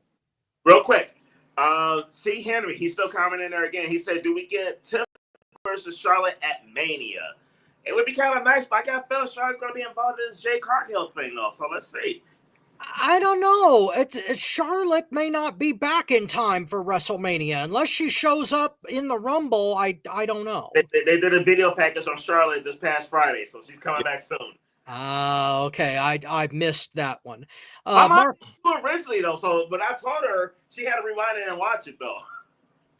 Mark, can I say something real quick? Sure. It's not gonna be Charlotte and Tiffany. well, I don't know. They might do Charlotte and Tiffany, but I can tell you within 2 years, I know who's it really gonna be, and it's gonna headline WrestleMania. Charlotte Flair and Tessa Blanchard, the TNA WWE crossover. Well, that's our last segment, so we'll get there. Yep. Marcus, what's your moment? My moment of the week is we can put those fucking scissors away. I hope that I ain't got to hit that stupid ass chant anymore. To acclaim. Tony's only gonna say it to annoy me. That's the only time Oh, scissor me, daddy. hear that bullshit anymore. Thank God they got over. I said before, they got over with luck. The chant that caught on got them over. There was luck. They are average tag team at best, and thank God this run is over. I don't have to hear that dumb shit anymore. The claim. They're cut above everybody else. Stop. For the viewers watching, though, I was sitting next to this man when he was chanting it too. Yes. When I came back to reality, and I heard it for the 50 billionth time, I got tired of hearing that shit. Yes. It got over in Chicago, and Marcus helped. Yeah, I got caught up in a moment. Yes, I did. I acknowledge it. I did. But that Wednesday, when it was over with, I came back like, that's a stupid ass chant. Okay. Thank God, over. Well, it's kind of like construction paper. Scissoring is only fun when you're doing it yourself. Speaking of our next segment, the TNA WWE partnership, they just signed a contract that will be a multi-year deal where there's going to be cooperation between the two promotions. Now, I'm going to go... Okay, I was about to say, you need to take lead on this. Yeah, I do need to take lead on this because this is why I bowed out of the tap out and moment. Because my tap out of the week is the announcement that this partnership is taking place. And Bobby, ironically enough, pointed out one of the reasons why without knowing it. TNA, and I've got two words to describe it. Farm system. TNA has just signed their own death warrant. WWE, business-wise, has not changed their spots, and they're not going to. They have been all about cash grabs and about taking advantage of people for a long time now, and TNA has been a target of theirs for quite some time. They didn't become the promotion that they should have back in the late 2000s because WWE poached their talent. And now they have a contract to do just that. Now, I understand that the argument is supposed to be that WWE, since they're owned by Endeavor now, they're not going to do the same thing that Vince was going to do to them, and it's going to be more of a co-op. I call bullshit on that. Because they are, first of all, nobody aside from Jordan Grace has showed up on the main roster of either Raw or SmackDown to my knowledge. Maybe I missed it, maybe I didn't. But it seems to me that the only reason that they made this deal in the first place was so that they could farm out, for two reasons. One, they want to farm out TNA to fuel NXT and make that their de facto farm system like they did with Evolve. And look at where Evolve is now.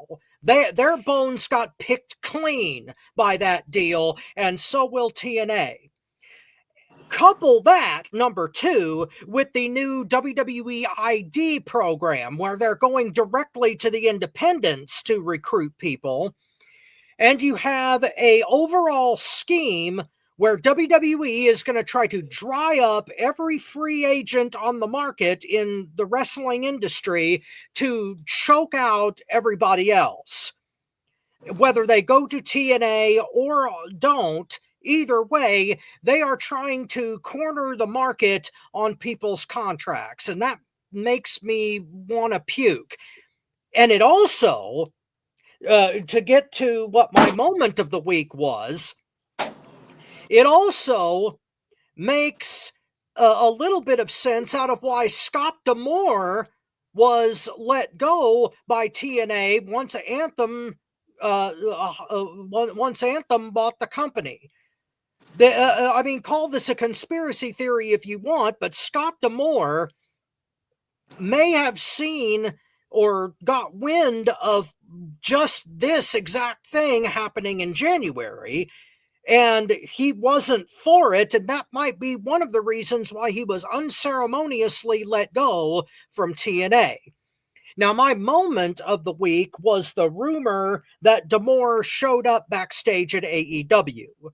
That was supposedly confirmed by independent sources. I'm not really sure, but he was rumored to have showed up at NXT too, so take that with a grain of salt. But if he did, if D'Amore did show up in AEW, that means there could be a deal in the works for Maple Leaf Pro Wrestling that will bring Canadian independence into AEW, and it will be a trade and a push that way.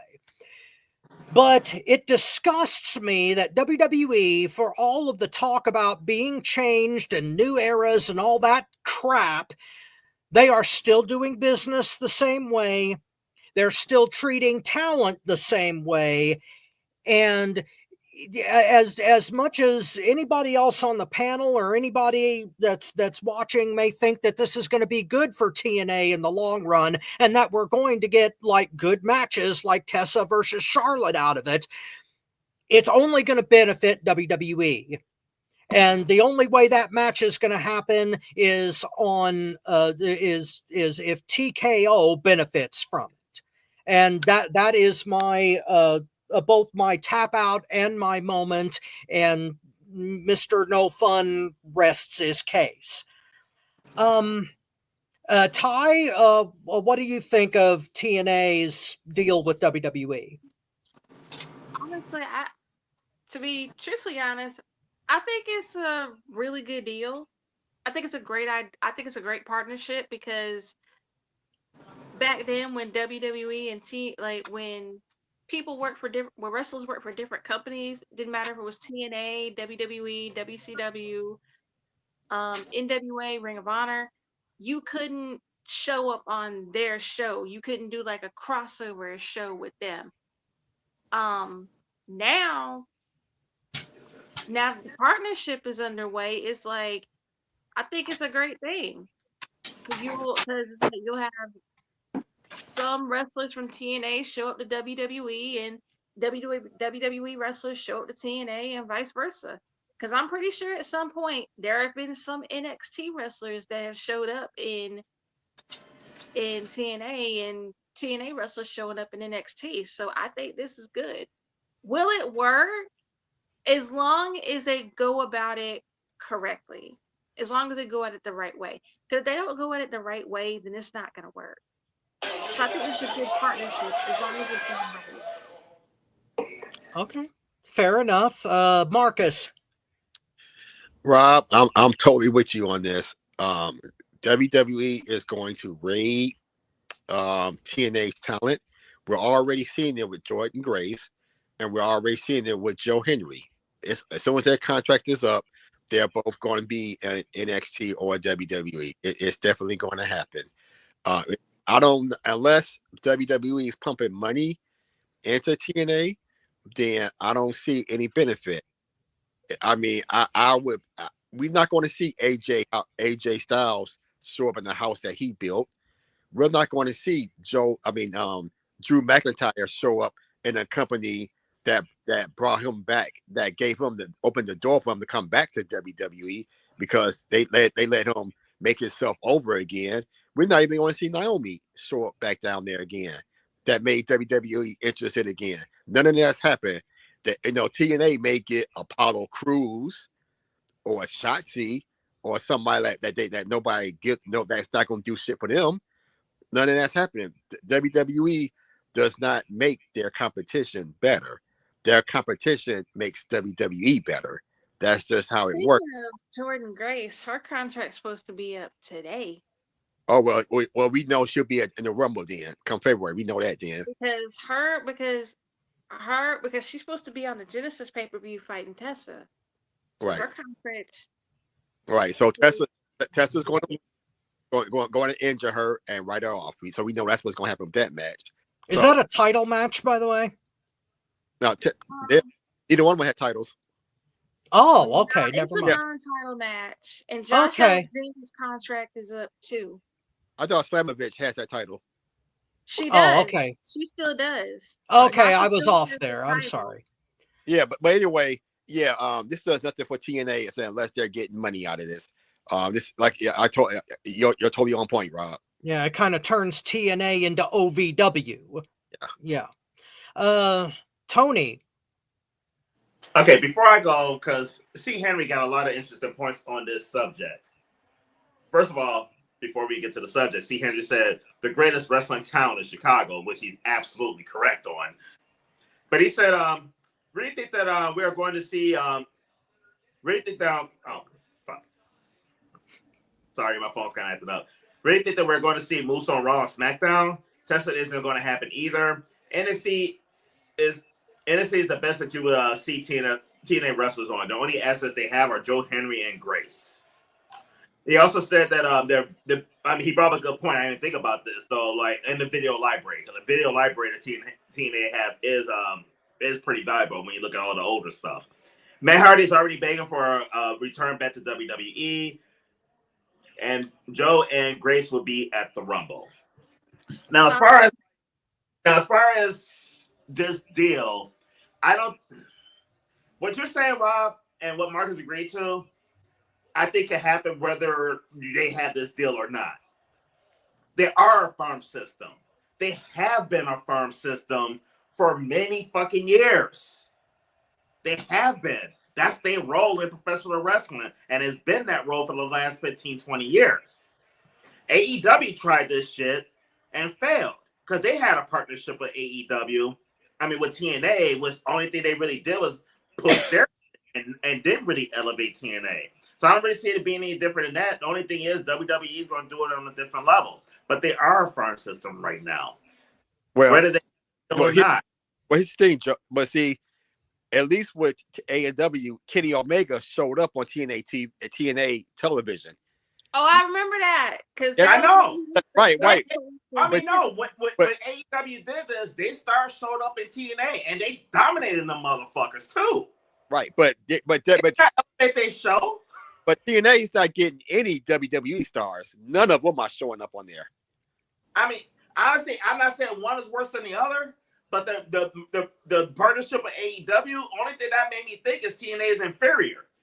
Because yeah, they were sending their big stars down there to whoop their ass and take their titles. Well, okay, there's a difference between a co-op with pay-per-view events, which is what AEW does with New Japan, and what they should have done with TNA while they were still Impact, and WWE turning TNA into a closet where they can just pull out wrestlers whenever they want to. But does TNA really have a lot of wrestlers to pull out? I mean, they do have Jordan Grace, they do have Joe Henry, and right now Tessa Blanchard is in that gray area because she's a star, but she's a star that people's afraid to touch. But after that, and if you don't have this co-op, if WWE do not have this deal with TNA, what's to stop those same stars from going to WWE anyway? Contracts. But Jordan Grace's contract's almost up, and she's going to end up going. When their contracts are up, they're going to poach them anyway. So this deal is not going to like, oh, we're going to take you regardless. Okay, yeah, I'm going to take you a little sooner, but they were going anyway. But what it does is it makes sure they don't go to AEW. What it does. No. Aha. That's what it does. That's what it does. The only thing this deal does, but two things. Because T. Henry also pointed out a good point, though, because with the streaming service and everything, in all honesty, that video library, it would be kind of nice to be able to see like old school TNA back in the day with the 6-sided ring and an old school Jolt. That is kind of valuable too. But no, this had nothing to do with business. This had nothing to do with wrestling. This had nothing to do with elevating anybody, because neither one of the companies trying to elevate them. This is a cop block move.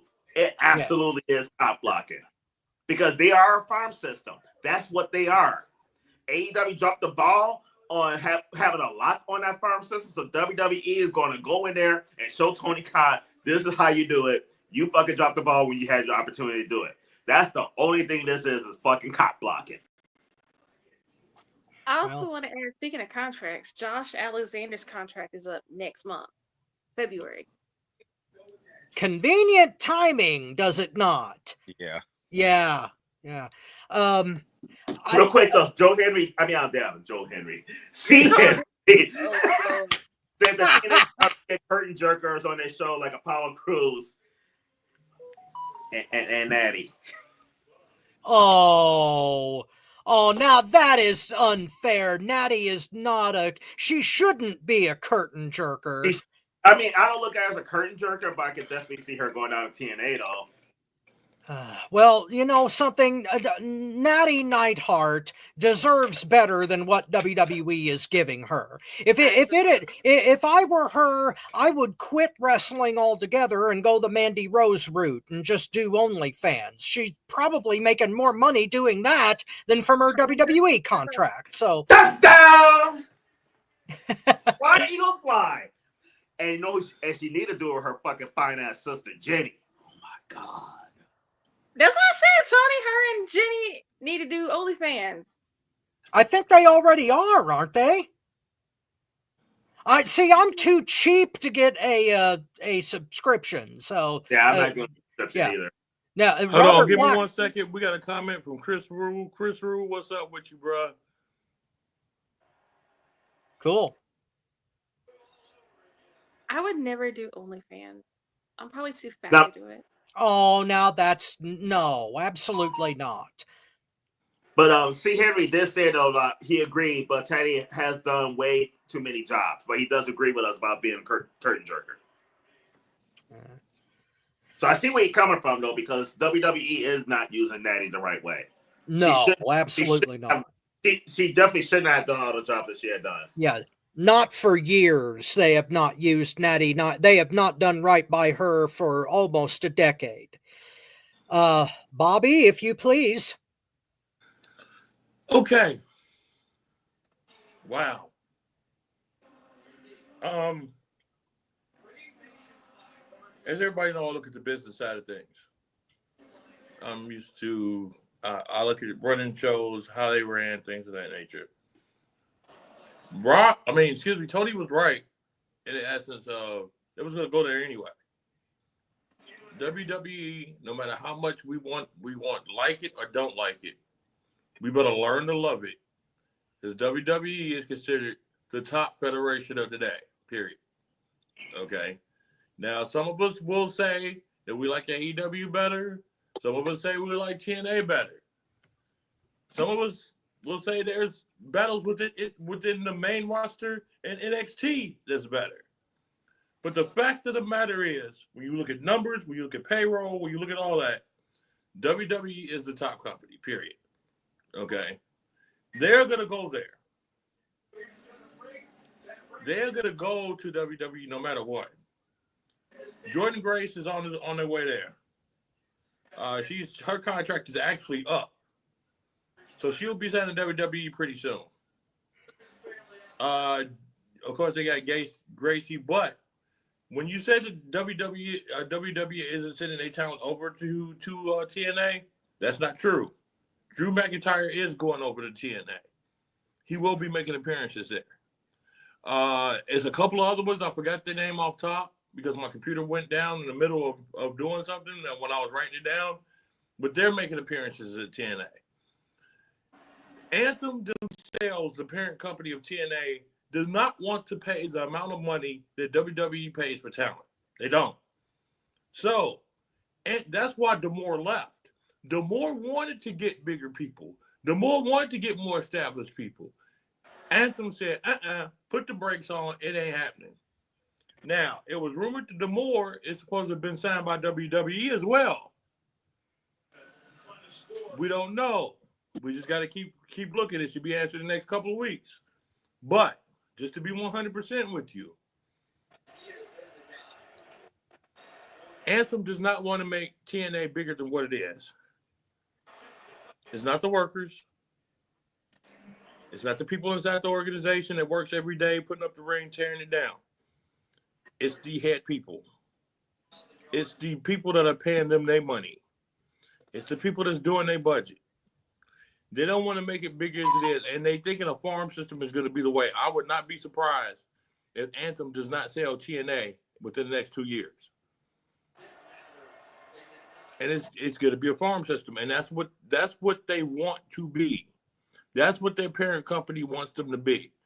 So, as far as the relationship working, yes, it's going to work. It's going to work well. Will it be in existence in the next 3 years? We don't know because we don't know if it's going to be called TNA or not.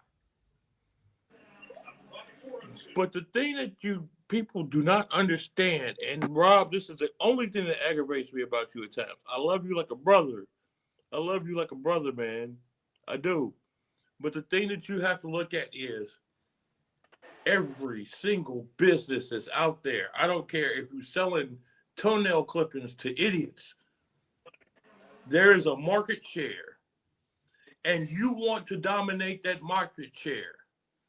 And no matter if it's acquiring another company like they did with Tony's company, T-Mobile buy Sprint. You know what I'm saying? When it was Sears Roebuck and they bought Service Merchandise. You will always buy another business to get their market share to make your market share bigger. It's just known.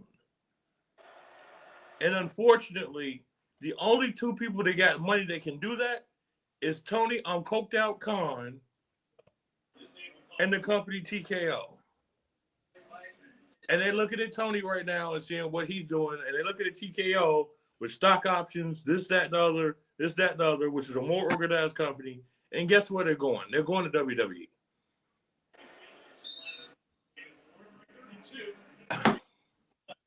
It's hard because I want AEW to succeed. I do. I would like two viable companies out there. So there's a big landscape for my friends and the people that came up after I did in the independent wrestling business to be able to go to and work. The problem is, I hate saying it, but Tony just ain't got it. And Tony is letting people do things that's messing it up for everybody. And unfortunately, as much as I want to say, and as much as I want to sit up here and say we got two companies, we still only got one. He's got the money to do it, but he don't have the actions to do it. TKO is a well-oiled machine. They that train is going down the track saying choo choo choo choo. And AEW is that wagon that little kid is rolling down the street that they tugging everybody behind in that wagon. We gotta face reality. All First right, of all, Bobby. we're gonna say who let the dogs out. I have no idea. Well, okay, Bobby, I understand that I may sound moronic to you when I go against the idea. Don't say moronic. No, No. Hear me out. Hear me out. I'm not saying that you think I'm a moron. I realize that you don't. We've known each other for going on 14 years now, since 2012. 14 to 15, yeah. 14 to 15 years. We've been friends a long time. So you know that I'm not an imbecile, but I realize that you get frustrated when I don't seem to get the idea that business comes first. I understand where you're coming from when you say business comes first, and I know that any business that wants to survive is going to try to be top dog in their industry. And they're going to stop at nothing to do that. I understand that. That doesn't mean, number one, that the way to get there has to be unethical. And WWE does some very unethical shit within their industry, and they have for decades. Since the 80s. Rob. That is not a business aspect at all. At all. In any business. Everybody's trying to get over. Nobody does it ethically. Nobody. When Sprint spot out US Cellular, there was nothing ethical about firing all our motherfucking asses when they brought us out. There was nothing ethical about that. When T-Mobile brought out Sprint, there was nothing. It's not about ethics. It's about getting over. Right. It's But you're about the bottom line. Yeah, but here's what you're both missing, and this is very important. There is a law. There is a law of diminishing returns when it comes to hostile takeovers. And we all know that. You mentioned T-Mobile and Sprint. We're talking. Do you remember Ma Bell? Yeah. We're all old enough to remember when AT&T had a monopoly on every damn phone in the whole damned world. And you realize that WWE had the same damn thing for 20 years after WCW went under. That is not a defense of WCW's business practices. They fucked up. And you know what? Maybe AEW will too. You guys say it already is. Maybe I'm wrong, and maybe it's a lost cause. But you remember what things were like when WWE was the only damn thing in town, and it was garbage. And to me, it's still garbage. I don't think they've changed at all. With or without Vince, if WWE gets their monopoly back, and I realize that from a business standpoint, they think they have to, but if McDonald's, who is inarguably the number one fast food joint in the whole entire world, if they put everybody else out of business, would you ever eat fast food again? Would their business improve because they had no damn competition? No, it would get 1,000 times worse, 1,000 times uglier. And that is my whole problem with this thing. And Bobby, if you're right, if there is no real hope here, if AEW is going to go down like all the rest, then I'm not a fan anymore. AEW is the hill I die on. And, you know, maybe TNA wants to be a farm system, but think about what's going to happen to the independent circuit and how it's going to get shut down even worse than it did in the mid-2000s if WWE takes over again. If the ID thing works, if turning TNA into a ghost town works, then we're going to be back in those days again, and I would rather not be a fan than see that happen. I'm sorry. I realize it's a business, damn it, but we have to have some law. All right, real quick before we move on. And first of all, ain't TNA Ghost Town already? Maybe it's already too late, but this is, like I said, I've chosen my hill. All right, but C. Henry have a couple comments in there, and in all honesty, he got some good ideas that can help AEW. First of all, he said instead of spending money on talent, Tony should use his resources on creative and the infrastructure. He also said that AEW has way too much talent already, which he does have a lot of talent already. AEW, talent-wise, they're good. Not using it the way they need to be using it, though. Exactly. They need a goddamn booker. There's been times like Bobby's like, you watch a Dynamite? Like, there's guys in TNA that I love. Like, I love seeing Swerve. I love seeing Tony. I love seeing there's so many guys there that I'd love to see, but it frustrates me the way they're utilizing their talents. But see, this is my problem. This is my problem with that, though. Hold on, check this out. They not only have a lot of talent. AEW has a lot of bad talent. They have a lot of bad talent, in my opinion. They have talent that should not be on TV whatsoever. And the people that they are actually using to promote friends are the ones that should be having the belts. Perfect example. Powerhouse Hobbs. How the fuck does he not have a title? How the fuck does he not have a title reign already? And he Powerhouse Hobbs is the shit. And they shitting all over him. They shitting over him like Vince McMillan. And then people they could have signed that were on point, that were awesome, that could do some shit. I'm going to say a name that everybody going to be like, oh shit. Because something on Facebook reminded me of him. Jeff fucking Cobb. How don't you sign that dude? And he was there at your doorstep. He was eating your fucking food. How the fuck do you not give him a contract before he left? Real quick, Bobby, Mom, Jeff Cobb is Matanza from Lucha Underground. Yeah. And I didn't know he was that motherfucker. New Japan. I liked him then. And didn't even know it was Jeff fucking Cobb. I thought it was some muscle-bound motherfucker that could fly. I'm like, no, elephants can fly. And this motherfucker's Jeff Cobb. I'm like this motherfucker for that who he was.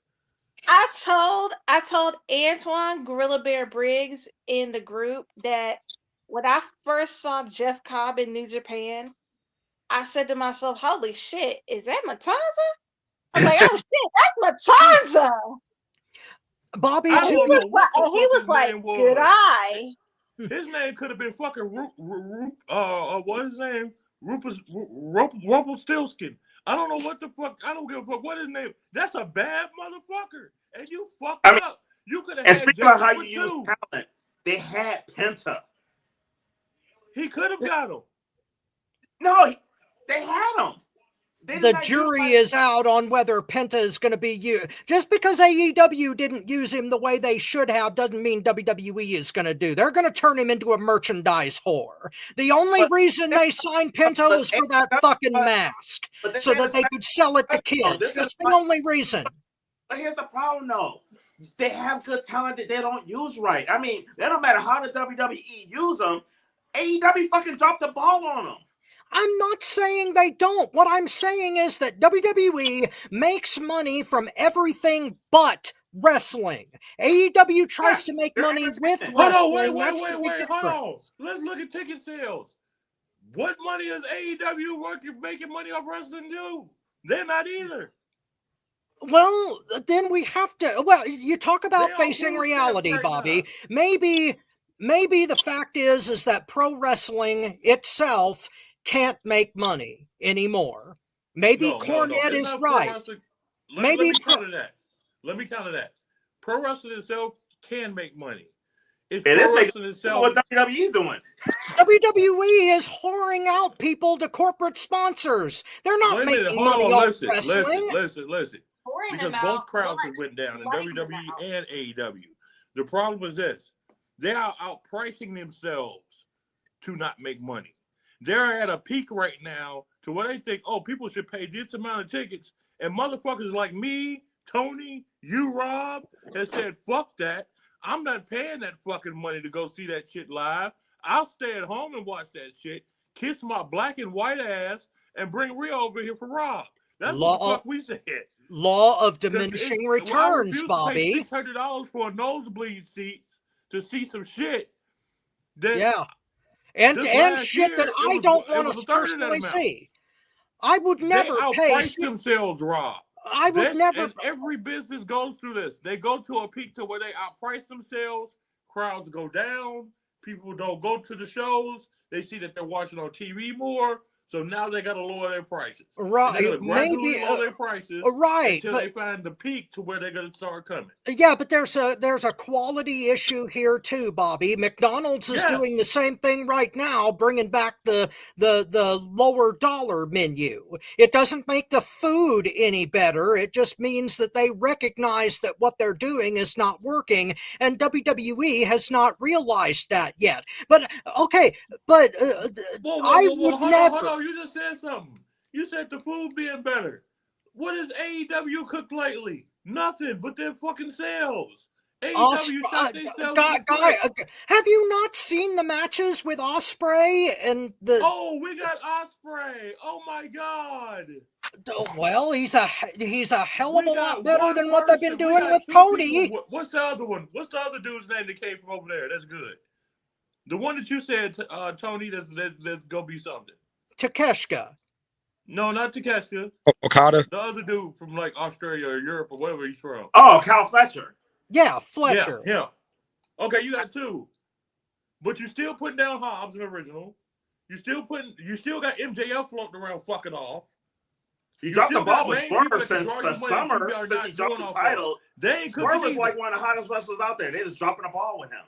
I know that, but in terms of the matches themselves, I'm sorry, AEW eats WWE's fucking lunch, whether they're making more money or not. I can't say that. But it's a total show, and the whole show, they're dropping the ball in so many areas, it outweighs the good matches. Yeah, you're putting on some good matches, but you're putting out a shitty product, and you're shitting a lot of your talent there. You're dropping the ball. I'm sorry, but WWE's product is shittier. Based on the Netflix debut, WWE's product is dog shit. Wait. Let me say this. There's no way that anybody can say AEW's cards as a whole is better than WWE's cards as a whole when you got 13 matches in an AEW card and 8 of them is bullshit. And you got 6 matches here that's quality in WWE. That's subjective, though. I give 5 out of 6 is quality. I'm sorry, but you can do all the flips and flying around you want to, but when you talk about quality story-driven matches, AEW can't do it. They just can't. WWE, for whatever reason, is all sizzle and no steak. Every match that I see on the main card involves storylines that I don't give a shit about, like the Bloodline that have gone on forever, or they involve people that can't have good matches anymore, like Roman Reigns. But here's the problem, though, Rob. Wrestling 2025 is storyline driven. That's the money. That's the business. You're not their target audience. The other 90-95% of the people that's watching that enjoys that stuff, that's their target. That's where they're going to make their money. Not forever. Demos change, gentlemen. Kids grow up, teenagers get bored, and old men want nostalgia. It's not going to be that way forever. And John Moxley still got his pants still hanging down and going through tables. Well, I would rather see that than the bullshit that I saw on Netflix. Right, anyway, guys, real quick though, Henry, actually, a little bit of everything here. He basically said Athena should be on AEW TV, not Ring of Honor. To be honest, AEW pay-per-views bell to bell is way better than WWE's PLEs, but he said WWE is production and storyline. Well, we're gonna have. See, I agree with him, but me and Bobby just have different philosophies about what we enjoy in the ring, and that's what this show is all about, because we have to bring everything to the table. And Bobby, I love you, but I would rather see 13 good matches that are exciting in the ring than watch Solo Sikoa stink it up no matter what the story is. But see, that's the thing that I'm trying to say. To you that they are good matches, but to the majority of people, they are not good matches. Out of that 13 that you say that's good, it's probably about 4 or 5 that's good. Because a lot of times we watch those pay-per-views like, man, they could have cut out at least 5 matches and made this pay-per-view better. Yeah. Every time we do a review, there's at least 2 matches that we say, why the fuck was this on the card? Well, why? It's not the first time that it's been me against the world. And like I said before, AEW is the hill I die on. If they fail and WWE gets it all back, then I'm not a fan no more. But here's the problem. I can't do it. But honestly, bro, here's the problem, though. They can succeed if they start doing things different than what they're doing. As long as they keep the in-ring product the same. The in-ring product needs to stay the same. If they become WWE light, they're going to fail anyway. Well, my thing is this. If AEW get their shit together, they could be a hard competitor. I want them to. I want them to. But the problem is, if they get their shit together, and I'm sorry, they shitting all over everything right now. They need to get their shit together and get on point, because time is wasted. And Daddy ain't gonna pay for that company for that long. You know what I'm saying? And I think they might be running even right now with that deal that they got with Cinemax and stuff. And I hope they are, because that means they'll be around for a longer time. But I honestly think that Tony Khan really needs to clean his closet and really get motherfuckers in there that will do some shit. Well, this is year 6 I think it'll be a better promotion. Well, this is year 6 for AEW, and we're going to see whether they got on Max and they got their money. Remember, Bobby said give them 5. So they passed that 5 that Bobby gave them. Oh, shut the fuck up.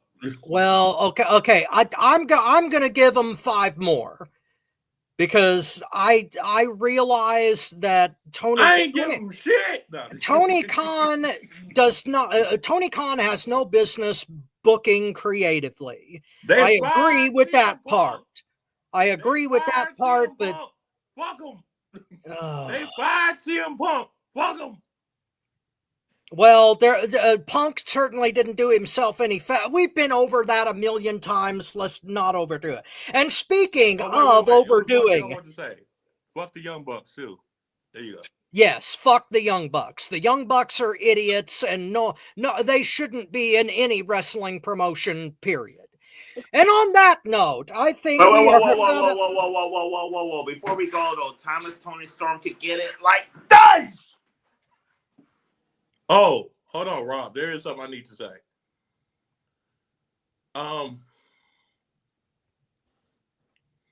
My friend, she has a son that is right now has some, let's just say, issues. I don't know how to properly say it correctly, okay? He was staying in a home that wasn't treating him right.